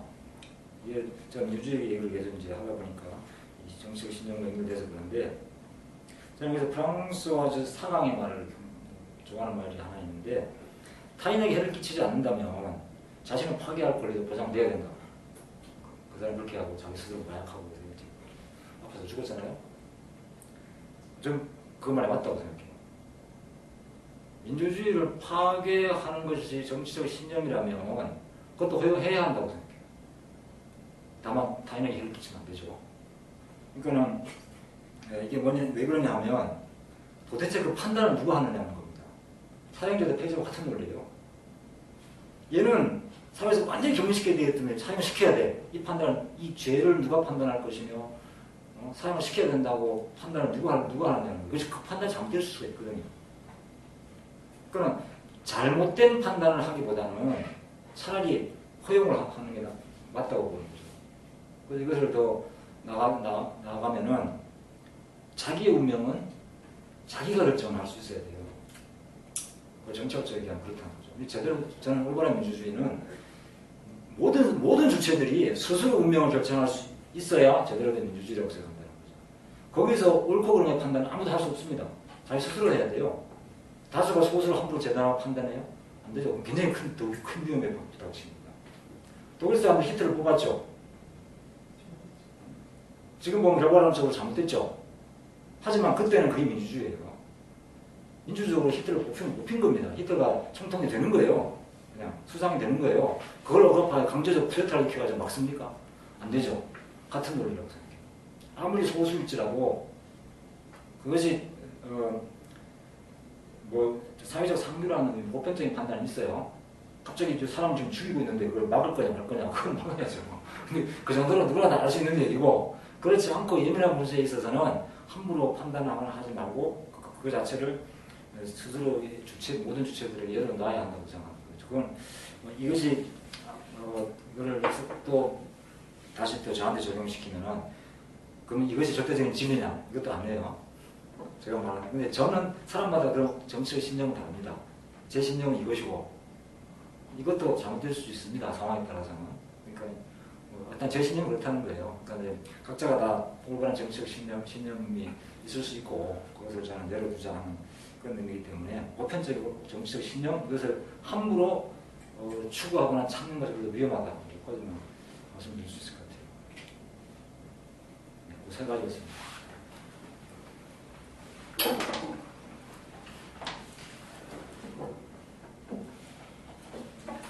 제가 질문을 네. 그 감염증의 영화는 사건이고 사건은 현실이다라는 부분을 얘기를 해주셨었고 또 재현과 표현의 성격 변화가 민주주의를 비롯한 정치 관계에서 어떤 의미를 가지며 또 이 의미가 영화에서 어떻게 나타나는가라는 부분을 또 PPT를 통해서 또 볼 수가 있었는데요. 제가 영화를 굉장히 좋아함에도 불구하고 어느 순간 영화를 보려고 하는 주체적인 판단이 들어가는 지점과 그 지점을 행위하고 싶지 않은 지점이 발현되는 그런 영화가 나중에 나타난다는 것을 나중에 알 수가 있었습니다. 왜냐하면 우리나라 같은 경우에는 특히 그 각종 제휴나 통신사 할인 마케팅으로 언제든지 영화를 정말 할인해서 볼 수 있고 또 이제 스크린 접근성도 지리적 접근성도 가까운 일본이나 아니면 미국보다 훨씬 언제든지 보려고 마음만 먹으면 볼 수 있는, 물론 이거는 도시를 중점적으로 적용될 수 있는 이야기라고 생각됩니다만, 그리고 미디어에 의한 과도한 홍보, 그래서 이미 보지 않아도 나는 그 영화를 본 것 같은 착각에 이를 정도가 들기도 하고, 그리고 영화 프로그램이나 영화 내용에 대한 어떤 네티즌에 의한 담론의 재구성의 활성화도 굉장히 저는 상대적으로 우리나라가 많이 이루어지고 있다고 생각하고 있습니다. 즉 어떤 지점에서는 참여하고 싶지 않아도 보고 싶지 않아도 볼 수밖에 없는 그런 강제적인 행위에 내가 말려가기도 하는구나라는 게 이제 천만 영화에 갖고 있는 뭐랄까 영향력일 수도 있다는 생각이 들고 있거든요. 그런데 제가 이 오늘 천만 영화 책에서 나왔던 영화 중에 어떤 걸 봤고 어떤 걸 보지 않았고 보더라도 어떤 걸 주체적으로 제가 보려고 했고 그러지 않은 걸 보니까 특히 국제시장 같은 영화는 제가 끝까지 안 보려고 하는 어떤 이유가 있더라고요. 왜냐하면 저도 생각을 해봤는데 이게 생각의 차원이 아니라 그냥 뭔가 그 내용만으로 이미 몸에서 그 두드러기가 나가지고 그 거부 반응이 자꾸 일어나더라고요. 그래서 이 영화를 보려면 상당히 뭔가 혼자 호흡하는 시간을 먼저 가지고 나서 봐야 되겠다라는 그런 생각까지 들었는데요. 선생님께서는 이 책을 통해서 말씀하시려고 하는 내용과 의미 그리고 제가 충분히 이해를 했는데 혹시라도 아까 지지자와 동조자, 비지지자와 비동조자의 개념이 나와서 드리는 말씀인데 그렇다면 내가 보려고 하지 않는 이 행위 자체도 어떻게 보면 표현하지 않음으로써 표현을 한다고 생각을 하고 있다고 생각합니다.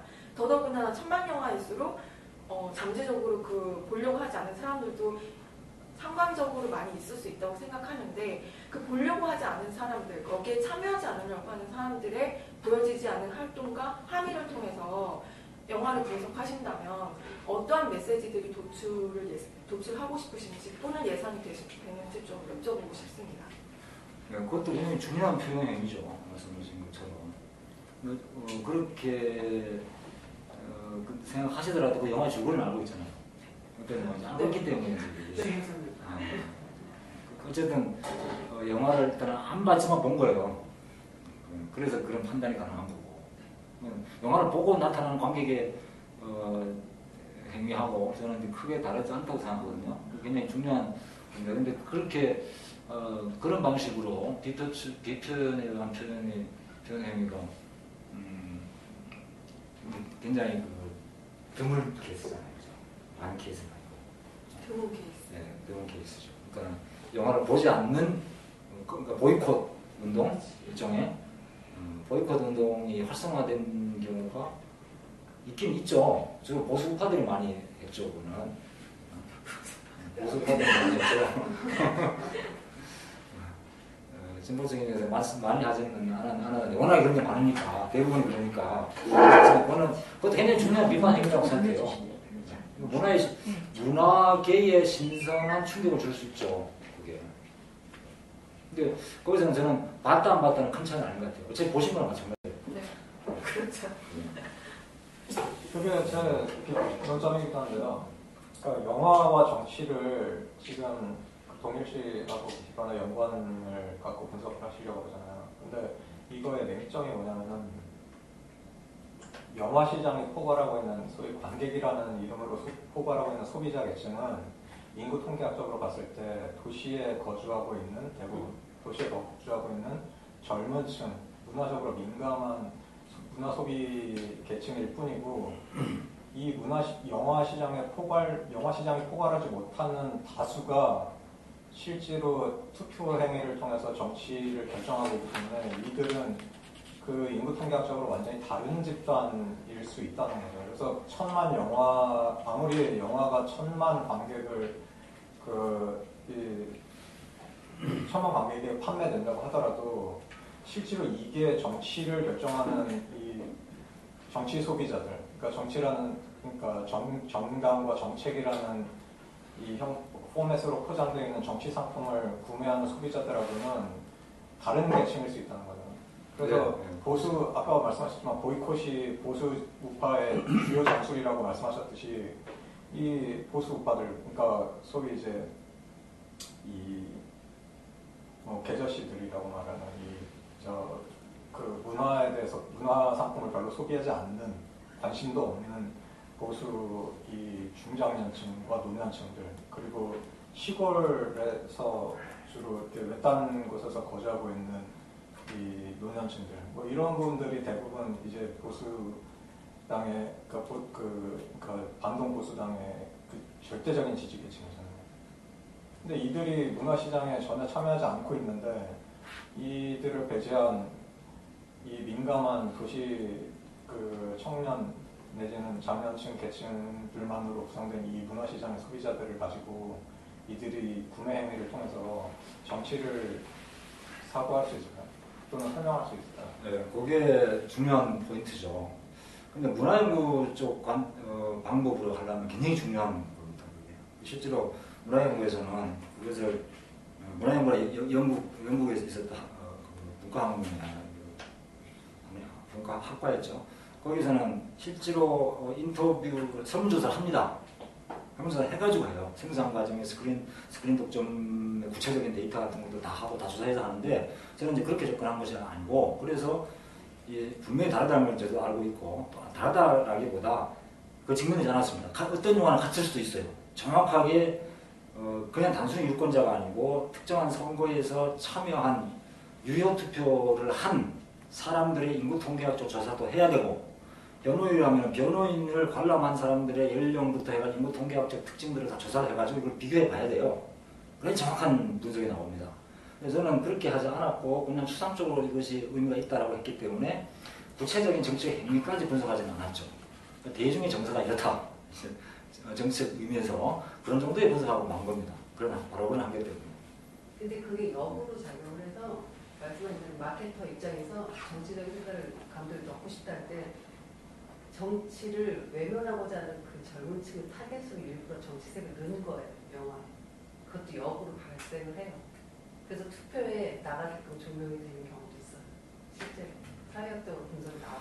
그렇죠. 특정한 영화들은 특히 투표에 큰 영향을 미치죠. 네, 영화가 사회 현상에 미치는 영향에 대한 관련 책들이 무진장 많거든요. 그러니까 이런 영화가 선거철에 이런 영화가 나오면은 일본은 그때 맞춰. 유력한 후보자들 가서 보잖아요. 그것이 중요한 선거운동입니다. 나 이런 영화를 봤으니까 이런 사람 와서 보면 우리 당을 찍을 것이다. 이런 계산이 분명히 있는 거죠. 그래서 외면했던 정층이 돌아서고 생각을 하게끔 유도를 하게끔 효과가 나타나요. 그렇죠. 사회 현상. 그러니까 이게 대중예술이기 때문에 영화가 다른 매체에 비해서 미디어로서도 커뮤니케이션 매체로서도 굉장히 중요한 정치적 선전의 도구가 되거든요. 그리고 북한이나 옛날 나치 같은 경우 100% 활용을 하잖아요. 하죠.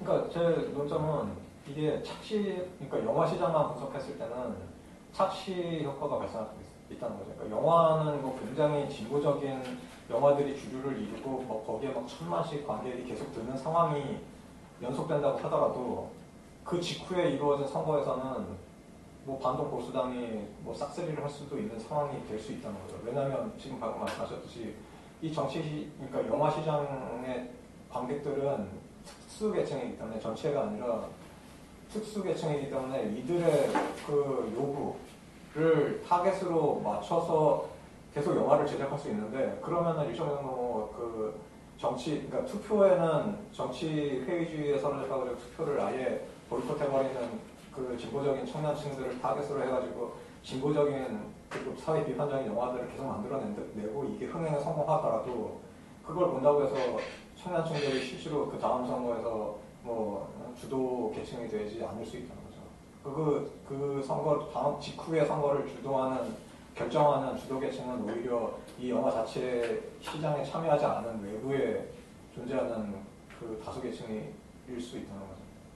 그래서 1000만이라는 숫자가 중요한 겁니다. 적어도 3분의 1을 차지하면 그 부분을 많이 상쇄할 수 있어요. 그런 관점에서 볼 때는 영화보다는 드라마가 더 빠르지 않을까요? 드라마는 오히려 네, 전생을 드라마는 왜 그러냐면은 당장 생각나는 거가 전에 그 대통령 선거하기 전에 고효정 나오는 여성 대통령 있죠. 그런 드라마 했었어요. 그거 아니 우리가 눈에 봐도 눈에 빤히 보이고 그게 왜냐면은 영화는 아까 말씀하신 대로 시골 사람들 안 보고요. 노인네들 안 보고요. 보는 특징이 딱 있지만 드라마는 보통 노인네들이 더 많이 드라마도 중요하죠. 특히 대중 그 매체로서는 굉장히 네, 중요한데 네. 요즘 남자들도 많이 보니까 지금 맞지만 드라마 근데 제가 지금 아까 제가 계기를 말씀드렸는데 제가 이 언론학을 전공한 사람이 아니고요. 그래서 한국의 대중의 모습을 분석하기 위해서 어떤 커뮤니케이션을 분석하는 게 좋을까라는 고민을 안 해봤어요. 그러려면 드라마가 더 맞을 수도 있어요, 진짜. 훨씬 더 예. 영향력이 영화하고 비교할 수 있어요. 그래서 드라마 분석하는 사람들 많습니다, 실제로. 그래서 거기서 대중의 모습을 분석해내는 사람이 굉장히 많고 그런 글들이 굉장히 많아요. 그렇지 않은 이유가 뭐냐면 드라마는 적은 돈을 내가 보지 않았는데 영화는 내가 돈을 회의를 지불한다는 그렇죠. 거기 일부러 때문에 가서 봐야 되고. 굉장히 그 정치적인 색깔을 봤을 때는 내 의지를 나타내는 거거든요. 드라마는 쉽게 접근할 수 있기 때문에 훨씬 더 그게 맞는데 제가 드라마까지 분석할 수 있는 시간과 능력이 안 되고 영화는 예술 일단 너무 길어요. 예술가는 프런트거든요. 그러니까 바로 공방의 효과를 바라진 않아요. 존 스토리가 쓴 문화연구라는 그 회사에 편집한 거죠. 거기도 그 나와 있어 드라마 분석도 나와 있는데 문화연구 진영에서 많이 합니다 드라마죠. 실제로 실증적인 데이터를 그 사람한테 수집을 해서 본 사람들한테 여론조사도 하고 뭐 해서 하는데 그런 것에 비하면 이것은 뭐 그렇게 실증적으로 유용하지 않죠. 정치적으로 봤을 때 뷰는 영화를 타겟으로 하시는 게 정확한 것 같아요. 여기서 대중들의 권력에 대한 정치에 대한 인식 이런 걸 좀 이렇게 주장 출입해 내고자 하는 그런 정도이고요. 그렇죠. 네. 저도 이 책이 처음 나왔을 때 가장 좀 반가웠던 사람 중에 하나인데요. 저도 영화를 많이 보는 입장에서 1000만이라는 단어가 굉장히 이렇게 좀 좋아서 관심을 갖게 됐는데요. 그 천만 관계 어느덧 너무 좀 흔하게 된 것도 있는데 저는 그런 것들이 뭐 말씀하신 대로 뭐 배급이라든가 뭐 홍보 그런 것도 있지만 어떻게 보면 이 1000만에 있는 사람들이 기호성이 없기 때문에 뭔가 좀 사고의 다양성 그런 것도 어떻게 보면 없는 게 아닌가 싶고 이게 반복적으로 1000만 관객이 연이어서 되고 하는 것들을 보면 좀 약간 공포스러운 느낌도 없지 않아 있어요. 사람들이 그 생각이 한쪽으로만 몰리는 다양성이 없어지는 느낌도 든다고 생각합니다. 왜냐하면 그 다른 영화들도 똑같이 배급하고 홍보를 해도 안 되는 것도 안 되거든요. 그래서 그러면 또 2천만 관객이 본 만큼 이 사람들이 나름 문화에도 예민한 사람들이고 이런 사람들이 SNS나 훨씬 뭐 인터넷 이런 것들 많이 할 텐데 이런 그 관객 수만큼의 어떤 논쟁이 그렇게 다양화되지는 않는 느낌을 또 받아요. 그러니까 물론 논쟁이 있긴 하지만 이 1000만이라는 숫자에 대비해서는 약하고 영화 뭐 비평이라던가 뭐 제대로 된 잡지도 지금 오히려 더 없어지고 있는 상황이고 그래서 뭐 말씀하신 대로 그 정치학적 관점에서 볼 때 이 1000만이라고 하는 이 대중들을 어떻게 보고 계시는지. 그 정말 돈만 많고 인력만 많으면 이 영화를 본 사람들에 대한 설문조사를 다 해가지고 인구 통계학적으로 그 특징을 다 분석해내고 선거분석 하듯이 그렇게 하면 재밌을 거예요. 그럼 숙소들이 다 드러나요. 이렇게 하면 지역별 특성, 연령대, 뭐 남성, 여성부터 해가지고 그다음에 정치적 성향도 분류하고 뭐 해가지고 하면은 재밌는 분석이 엄청나게 많이 나올 겁니다. 근데 그거는 정말 쉽게 못하죠. 건드리기가 대단히 어려워요. 예? 헐리우드이 그걸 하고 있어서 우리나라가 바로미터가 된 거예요. 그러니까 그렇게 사실 연구소가 있고 그걸 지원을 해줘야 되는데 우리는 그게 없어요. 네, 없어요. 할 수가 없고 그걸 개인적으로 자기 돈 들여서 하라 그러면 못합니다. 시간도 없고 돈도 안 되고 혼자서 할 수 있는 작업도 아니고 그래서 뭐 천만이라는 의미는 아까 말씀드린 것처럼 그냥 좀 더 부박한 수준에서 그룹한 수준에서 그냥 이렇게 유효투표로 숫자를 봤을 때 다수결 민주주의에서는 굉장히 중요한 의미를 갖고 있다. 그 정도로 접근을 못한 거죠. 말씀하신 것처럼 또 아까 그 맥락이 아니더라도 정말 한 20개 가까이 천만이라고 해서 나왔고 이제는 제가 보기에는 이미 지금부터는 천만이라는 의미가 굉장히 많이 약화됐어요. 그냥 1,300만 넘어야 돼 이제는. 천만은 의미도 지금 별로 의미가 없을 정도로. 근데 그래서 앞으로 두 번째 이 책이 나오면 안 될 거야. 의미가 없을 거예요. 1,000만이 넘은 영화들을 다 해가지고 속속들이 그 관람자들의 성향까지는 파악하지 못하더라도 모든 1,000만 영화들의 어떤 그 사회학적 특징만 훑어내도 그 1,000만의 실체가 좀 드러날 수 있을 것 같아요. 그것도 하나 중요한 문구가 될 것 같아요. 네, 그래서 어떻게 보면 정치적으로 이 사람들이 또 자기의 의사를 더 표출하고 해서 바른 쪽으로 정치가 가기보다는 좀 이용당하기 오히려 쉽고 좀 휘둘리게 되는 게 잘 아닐까 그냥 개인적으로. 그게 제 두 번째 논점인데 이거를 과연 표현의 정치라고 명명할 수 있을까? 이거는 조금 그 수상적 과장이 아닐까 생각해요. 그러니까 이 문화시장이라는 게 사실 굉장히 고도로 지금 그 고도로 이렇게 계획된 어떤 그 이데올로기 전쟁터기 때문에 여기서 이 문화상품을 구매하는 소비자들이 그것을 자신의 문화상품을 소비한다는 그 행위 자체가 그것에 대한 지지라든지 자기 정치적인 뭐 입장의 표현이라든지 이런 측면보다는 그냥 그 상품을 구입할 때는 여기서 어떤 그 순간의 감동이라든지 어떤 감정적인 격동이라든지 뭐 이런 것들을 위해서 그걸 목표로 그 상품을 단순히 구매하는 건데 그러니까 깊이 생각하지 않고 그런데 그 감정적인 격동이라는 이 코팅을 해가지고 거기에 아주 교묘한 이데올로기들을 이데올로기 장치들을 계속 기입해 넣어가지고 탄환처럼 이 관객들한테 계속 이 관객들의 뇌에다 그냥 쏴버리는 거죠. 그러면 사실은 이 현장에 그러니까 이 극장이라는 현장에서 일어나는 행위는 뭐 이 여기에 관객들이 먼저 선언적으로 존재를 해가지고 이들을 위해서 이들의 정치적인 그 입장을 재현하는 어떤 그 상품을 만들어가지고 그거를 이렇게 판다기보다는 그 정도로 충분한 정보를 갖지 않고 그냥 이렇게 단순히 구매한 그 구매자들을 모아놓고 여기에서 어떤 그 감정적인 이 격동들을 코팅을 입힌 이데올로기 장치들이 기입된 탄환을 계속 쏴대는 뭐 이런 굉장히 좀 그 일방적이고 무시무시한 어떤 그 공장 뭐 이걸로 보이거든요 저한테는. 그래서 굉장히 좀 이상하게 들렸었거든요. 이게 만약에 이게 뭐 재현의 정치와 표현의 정치의 관계인 것처럼. 오히려 지금 보신 것처럼 저도 그런 맥락에서 본 거예요. 그렇기 때문에 이걸 쓴 겁니다. 왜 그럴까? 네. 그래서 무의식적으로 드러나가 있는 대중의 무의식 속에 파고들잖아요. 이 영화라는 대중예술이. 그 지배층이 의도를 했건 안 했건 무의식적으로 의도를 했겠죠. 지배 질서에 이 논리가 작동하는 방식이니까 그게. 근데 그것을 우리가 보자는 거죠. 그게 도대체 뭔지. 그 속에서 그게 가부장적 이데올로기인지 국가 이데올로기인지 뭔지 보자는 거죠. 그래서 그거는 굉장히 중요하고 전통적인 문화연구에 충실한 뭐 연구인데 그게 지금 그런 연구들은 굉장히 많이 각국에서 다 세계적으로 이루어지고 있고 우리나라에서도 많은 심지어 대중문화, 하위문화에까지 천착해가지고 그런 입장에서 연구들을 계속 하고 있잖아요. 그런데 갑자기 그게 표현의 정치로 어떤 관객의 능동적인 역량들이 막 드러나는 것처럼 이렇게 묘사하시는지 좀 이상한 게 있었어요.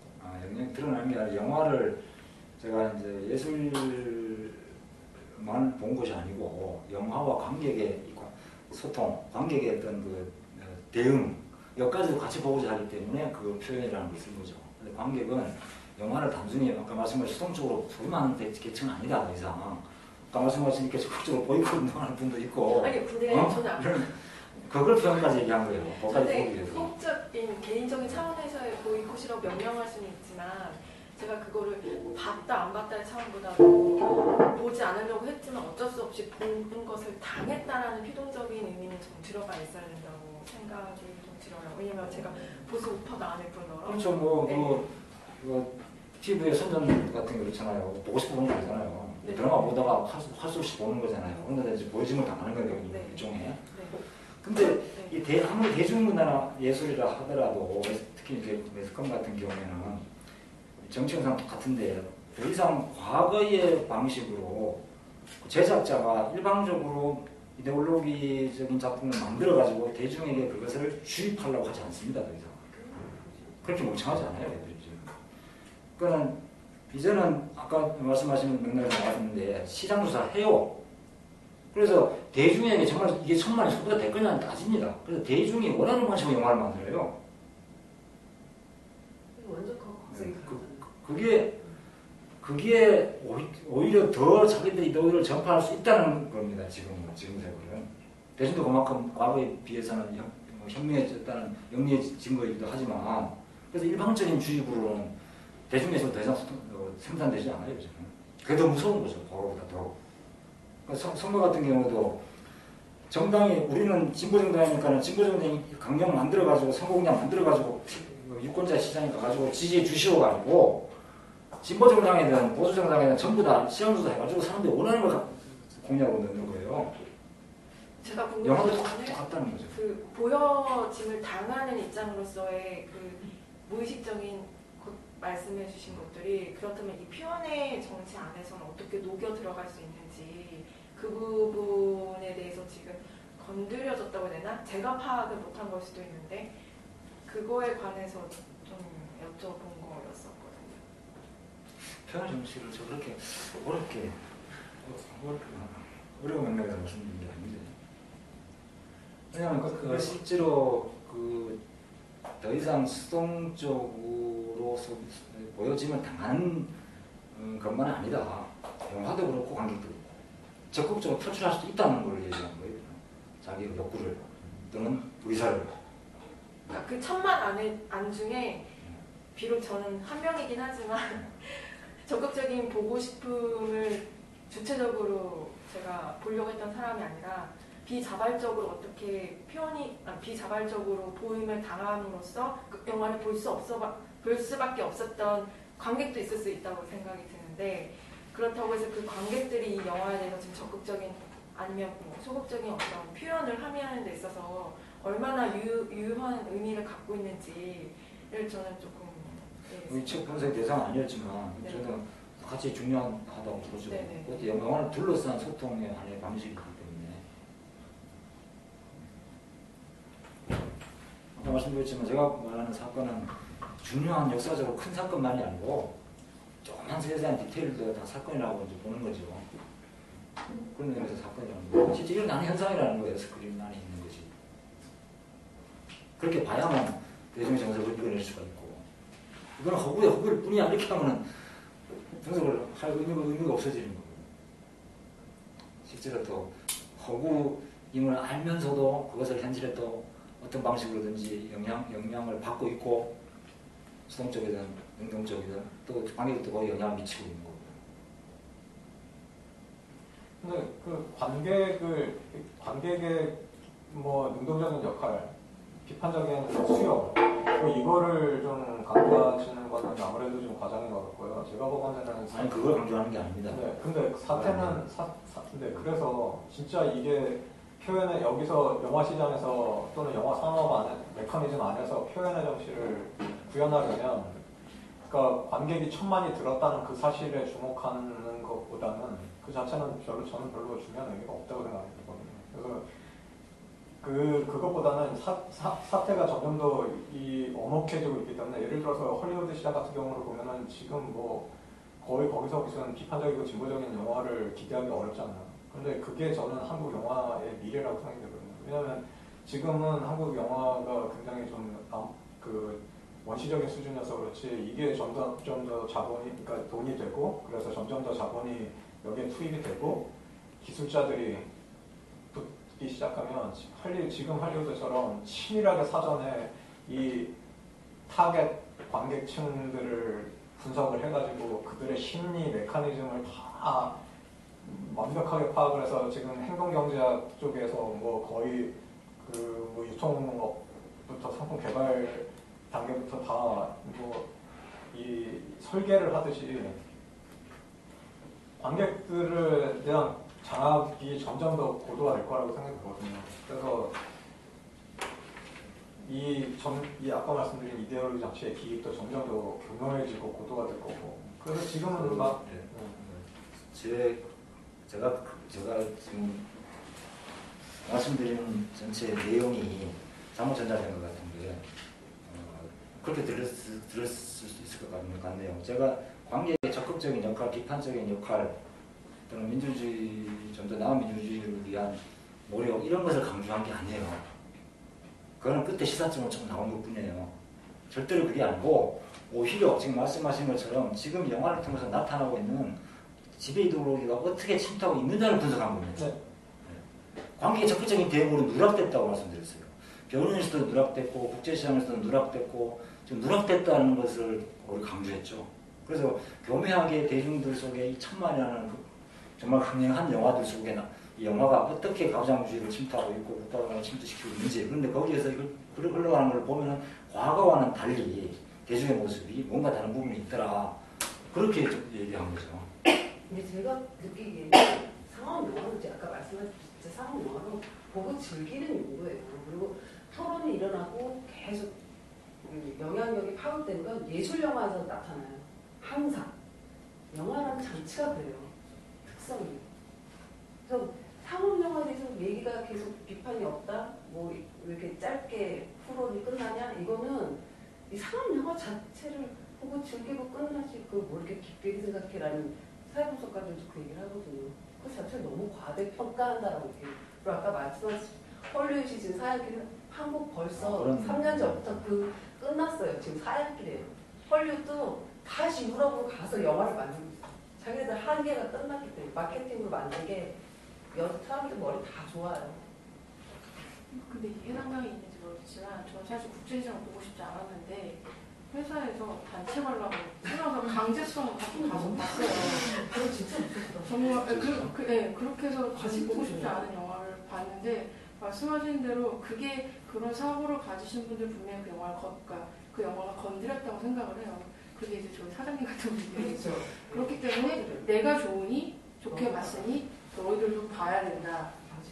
그런 것들이 이제 또 2차, 3차 영향력이 있는 거죠. 그 진짜 좋은 거예요. 네. 저는 그래서 말씀하신 그런 보시려고 하는 관점이 전혀 무관하지 않다고 생각하고 되게 중요해요. 정치학도로서 이거를 건드신 게 저는 너무 반가운 거예요. 문화 예술계나 경제학자들은 이걸 책을 다 써요. 항상 넘쳐나요. 근데 정치 쪽으로는 함구를 하셔서 좀 서운했는데 하셔서 저는 반가운 거예요. 네, 저도 전적으로 동감인데 그래서 저는 이게 사태가 너무 암울하기 때문에 갈수록 더욱더 이 평론가들의 역할이 굉장히 중요해질 거라고 생각이 들어요. 그래서 저는 이 평론가들 말고 이렇게 정치학도로서 영화를 보시고 이 경제학도로서 영화를 보시고 밖에서 각계 이렇게 내셨으면 좋겠어요. 연구 결과들을 안 거예요. 정치학도 아니라면 이거 출판할 때 약간의 어려움이 좀 있었는데 뭐냐면 저작권 문제 때문에요.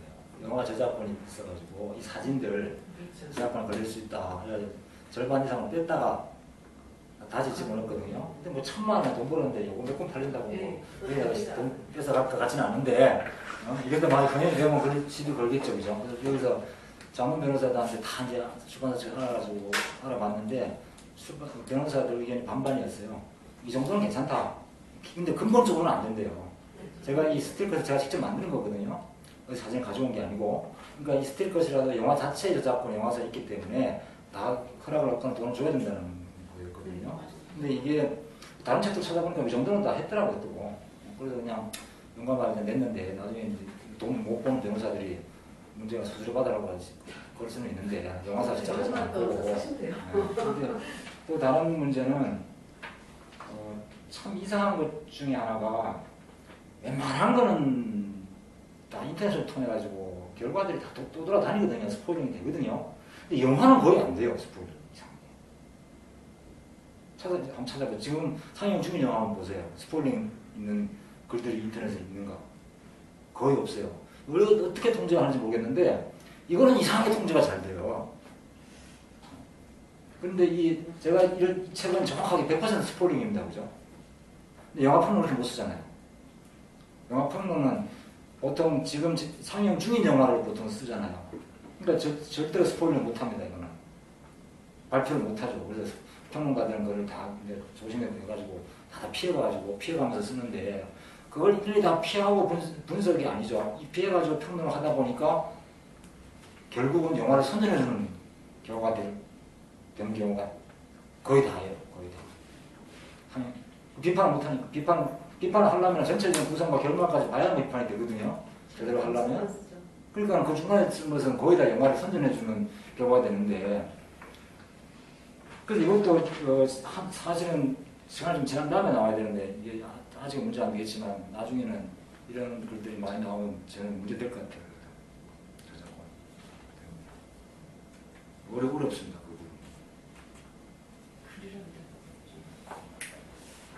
네, 그 영화를 좋아하는 만큼 영화에 관심 있게 보는 만큼 오늘 풍요로운 이야기가 열정적으로 전개가 된 것 같습니다. 혹시 마지막으로 질문을 받아볼까 하는데 계실까요? 제가 세 번째 문장이 있었는데 짧게 너무 듣고 죄송해요. 네, 그러면 뒤에 부터 혹시 제가 죄송합니다. 오늘 강연 되게 재밌게 잘 들었는데 저는 이제 정치학을 공부하거나 이런 사람은 전혀 아니고 저는 사실 이제 영화 배급이나 좀 마케팅 이런 일을 장기적으로 해보고 싶은데 이제 그런 욕심이 있는 사람인데 좀 이제 정치학에서는 이런 영화를 어떻게 바라보나 좀 궁금해서 책도 사고 사실 오늘 강연을 들으러 왔던 거거든요. 그래서 되게 흥미롭게 들었었는데 진짜 궁금한 거는 좀 영화의 트렌드 중에 하나가 사실 영화가 점점 남성화 된다라는 비판들이 많이 나오고 있는 것 같고 사실은 아까 천만 영화 대부분 이제 뭐 암살을 제외하고는 대부분 남성이 주인공 이런 영화들은 흥행이 잘 되고 여성을 주인공으로 하면은 사실 영화가 흥행이 안 되는 경향들이 굉장히 많잖아요. 이런 비판들 이제 여배우들을 통해서 좀 이런 비판들도 많이 나오고 있는 것 같은데 그럼에도 불구하고 제작자나 배급사에서는 그런 얘기 되게 많이 하는 것 같아요. 여성을 이렇게 좀 중심으로 하면은 돈이 안 되는데 어떡하냐. 그래서 사실 이런 이야기를 못 다루고 있고 점점점 영화가 좀 가부장적으로 그런 추세에 있는 것 같은데 이런 데에 대해서 그러니까 저는 이제 경영학을 전공했고 그렇기 때문에 사실은 그렇게 좀 사실 이제 돈이 안 된다라고 이렇게 비판을 해버리면 사실은 할 말이 없는 건데 좀 이런 경향에 대해서 어떻게 얘기를 하실 수 있을지 좀 오늘 선생님의 의견이 좀 궁금해가지고. 자본주의는 그렇게 돌아가죠. 이윤이 최고의 가치니까. 그리고 아까 말씀드린 민주주의 자체가 다수결로 돌아간다면 보수적일 수밖에 없어요. 지금 다수가 원하는 방향은 모르겠어요. 현질서죠. 현질서를 전복하기를 원하는 사람이 다수가 되면 더 이상 지금 질서가 아니죠. 다른 새로운 사회겠죠. 그죠? 그러니까는 저는 민주주의를 그래서 굉장히 조심해서 우리가 운영을 해야 한다고 생각하는데 이거 그냥 협의와 토론만 해가지고 그렇게 결정한다고 사회가 나아지지는 않는다는 거죠. 정말 수비를 제대로 이제 해야 되는데 그걸 몇 가지 다른 심화된 얘기 있어야 되겠지만 그래서 이 민주주의로 포장된 형태로 자본주의가 움직이잖아요. 사회 정치적으로는 경제적인 것을 떠나서 그렇기 때문에 일단은 뭐 자유라는 이름으로 다 허용이 되기 때문에 당연히 지금 최고의 가치가 이윤인데 그죠? 부고 그걸 자유의 공간에서 그걸 추구하게 놔두니까 당연히 그런 현상이 생기겠죠. 결국은 저는 진보나 개혁이나 이러한 것은 어차피 소수라고 생각해요. 다수를 획득할 것을 조급하게 생각해가지고 진보운동을 한다거나 그런 것은 의미가 성공할 수가 없죠. 알면서도 하는 것이 진보고 어차피 진보는 완전히 변형되기 전까지는 소수일 수밖에 없거든요. 뭐 가부장주의 얘기는 지금 다 아는 얘기고 근데 아까 말씀드렸지만 이것이 제 친구 얘기를 하면서 말씀드렸는데 그렇다고 해가지고 자기가 사장이 되면 노동자를 극단적으로 착취하면 혁명이 날 거다 이렇게 할 수는 없어요. 그죠? 여성들이 막 엄청난 가부장적인 억압 속에 있다가 막 여성해방운동을 막 분출하듯 일어나가지고 뒤집어지는 게 아니고 조금씩 계속 발전하는 거예요. 이걸 수동적 혁명이라고 하잖아요. 그람시 이러면서는. 그러니까 한쪽에서 계속 세력을 키워가지고 밀고 들어가는 거예요. 소수지만. 그럼 이쪽은 다수였다 조금씩 물러서는 거죠. 이 공간에서 두 세력이 싸우고 있으면 진보 세력이 참 요만했다가 계속 키워가지고 밀고 나가면 점진적인 발전이에요. 물론 뒤집어질 수도 있겠지만 특정한 상황에서는 레닌 같은 상황에서는 그렇겠지만 그렇지 않은 적어도 자유민주주의적인 것이 제대로 작동하는 사회라면 점진적인 혁명이 가능하다고 보거든요. 그 점진적으로 이렇게 하다가 근데 마지막에 여기서 더 물러서 떨어져 죽어요. 지배계층도 여기서 안 물러서 그러겠죠. 그때는 어떤 충돌이 일어나겠죠. 근데 어쨌든 계속 조금씩 변형시켜 나가는 게 굉장히 좀 중요한 작업이라고 생각하거든요. 그래서 그렇게 노력해야 돼요. 그러기 위해서는 손해를 좀 볼 수밖에 없습니다. 진보운동 하는 사람들은 경제적인 손해를 보는 거죠. 자본주의적 의미에서 손해를 보는 거죠. 근데 그거 말하면서 제가 그 손희정 선생님이라고 그 중앙대 쪽에서 그 영화평론 하시는 그 지금 문화학에 계신 분하고 그 얘기한 적이 있었는데 그분 그러니까 지금 여성 주인공 영화가 왜 90년대에 그렇게 그 청구했다가 이렇게까지 퇴조하게 됐는가에 대해서 그거는 이제 이 프로덕션 그러니까 프로덕션을 장악하고 있는 이 영화 제작자들이 호모 내셔널 리버럴 세력에 의해서 장악되어 있기 때문이라고 이렇게 분석을 하시더라고요. 근데 제 그때 그 논점이 비판점이 뭐였냐면 그러니까 겉에서 멀리 떨어져서 보니까 이게 그 이 중심 제작자 세력이 호모 내셔널 리버럴로 이렇게 합쳐져 보이는데 사실은 그 안에 들어가서 가까이서 그 세밀하게 분석해 보면 호모 내셔널 그룹하고 호모 리버럴 그룹이 이 긴밀한 인맥 관계로 엮여 있는 사태라고 생각이 되거든요. 그래서 두 개의 구심점이 있다고 생각했는데 이 사람들이 주도 세력이 돼가지고 대부분의 영화를 제작하고 있는 시스템이기 때문에 이제 그러니까 한마디로 이 남성주의자들에 의해서 장악되어 있기 때문이다. 이게 그 선생님은 좀 주장이었거든요. 근데 이게 지금 또 잠깐 말씀하셨지만 맹점이 뭐냐면은 결국은 아무리 그 중심 제작자 세력이 어떤 특정 이데올로기에 편향돼 있다고 하더라도 이들의 근본 목적은 돈이고 수익인데 이 영화 시장의 주 관객의 대부분이 여성인데 이 여성들이 원하는 그 영화가 아니면은 이게 아무리 중심에서 그 남성주의 세력이 장악해서 영화를 만들어낸다고 하더라도 이게 구매가 안 되면 불매 운동이라든지 이런 걸 드시면은 그 결국은 이렇게까지 지금 여성 영화들이 퇴조할 수가 없는 건데 문제는 대부분의 주류 관객인 여성들이 이런 영화들을 계속 남성주의적 영화들을 원하고 있다는 거죠 지금 현재. 그렇죠. 근데 그것도 중요하지만 제가 이것도 우리가 놓쳐서 안 될 것 같은데 블록버스터 고스트버스터 2 그건 봤는데 여자들이 나오잖아요. 여자 4명이 주인공입니다. 그 성명이 얼마 되는지 모르겠는데 그게 여자가 주인공이고 남자가 비서가 그냥 잘생긴 비서가 멍청하게 있는데 남자 비서가 나오고 그러니까 여성이 주인공이 되고 전체를 움직이는 그런 영화인데 여자도 하고 남자는 다 멍청한데 이런 식으로 나옵니다. 이게 역편은 정확하게 남성 가부장 영화에서 남자 여자만 바꿔놓은 거예요 그냥.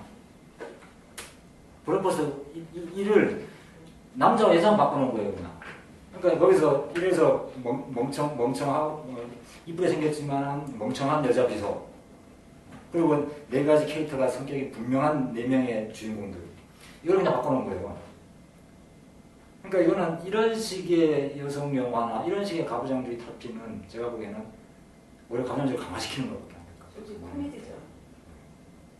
이 틀 자체를 여성 가부장주의로 가부장주의 엄격히 말하면 여성 먹업하는 것이 아니고 남성 가장이 가정을 여성 부인, 엄마까지도 그다음 자녀들까지 다 이걸 권위적으로 통제한다는 그런 시스템이고 이것이 특히 자본주의 사회에서 과거와 다른 양상으로 강화되는 이유는 자본주의 자유시장 경제가 기본 단위가 가정입니다.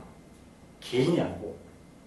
그래서 그 가장한테 강력한 권한이 있는 거예요. 그리고 그전에는 조금 더 들었지만 가정이 기본 단위로 하고 있고 자본주의 경제가 그 다음에 이 가정 또 가정은 사적 영역으로 오랫동안 돼 있었잖아요. 공적 영역이 아니고. 그래서 가부장의 권위를 완벽하게 보장해줬어요. 지금 많이 없어졌지만 국가가 개입하는 영역이 커진 거죠. 공간사 영역이 흩어지면서. 근데 어쨌든 이 근본 원인이 바로 그런 자본주의적인 시스템 속에서 드러나 있기 때문에 여성 억압이라는 본질은 남성이 여성을 억압한다 단지 그런 것이 아니고 그것이 자본주의적 자유시장과 이윤동기 시스템이 돌아가는데 유용하기 때문이거든요. 그럼 거꾸로 마찬가지로 여성이 가부장적 권위를 행사를 해도 자본주의 경제가 이상이 없다면 그렇게 될 겁니다. 똑같은 억압 현상인 거예요. 남성과 여성의 문제가 아니라 인간 억압의 문제가 되거든요. 인간에 관한 인간의 억압 또는 자본주의 시스템에 관한 인간의 억압이 되는 거거든요. 그러니까 그 본질을 깨트리지 않으면 진정한 해방이 일어날 수 없죠. 다른 형태의 억압이 좀 존재하겠죠. 근데 그런 방식으로 구성되는 대중예술들이 많아요. 재미는 있겠죠. 또 뭔가 속 시원하게 풀어주는 건 있겠죠. 그러니까 뭐죠? 우리가 당했으니 네가 한번 당해봐라 이런 식의 얘기가 되는 거죠. 억압의 고리를 끊는 것이 아니고. 그래서 그거 좀 많이 더 조심해야겠다 생각이 들었는데. 시간이 조금 되면 그 성장도 좀 간략하게 좀 말하기 좀 여쭤보는데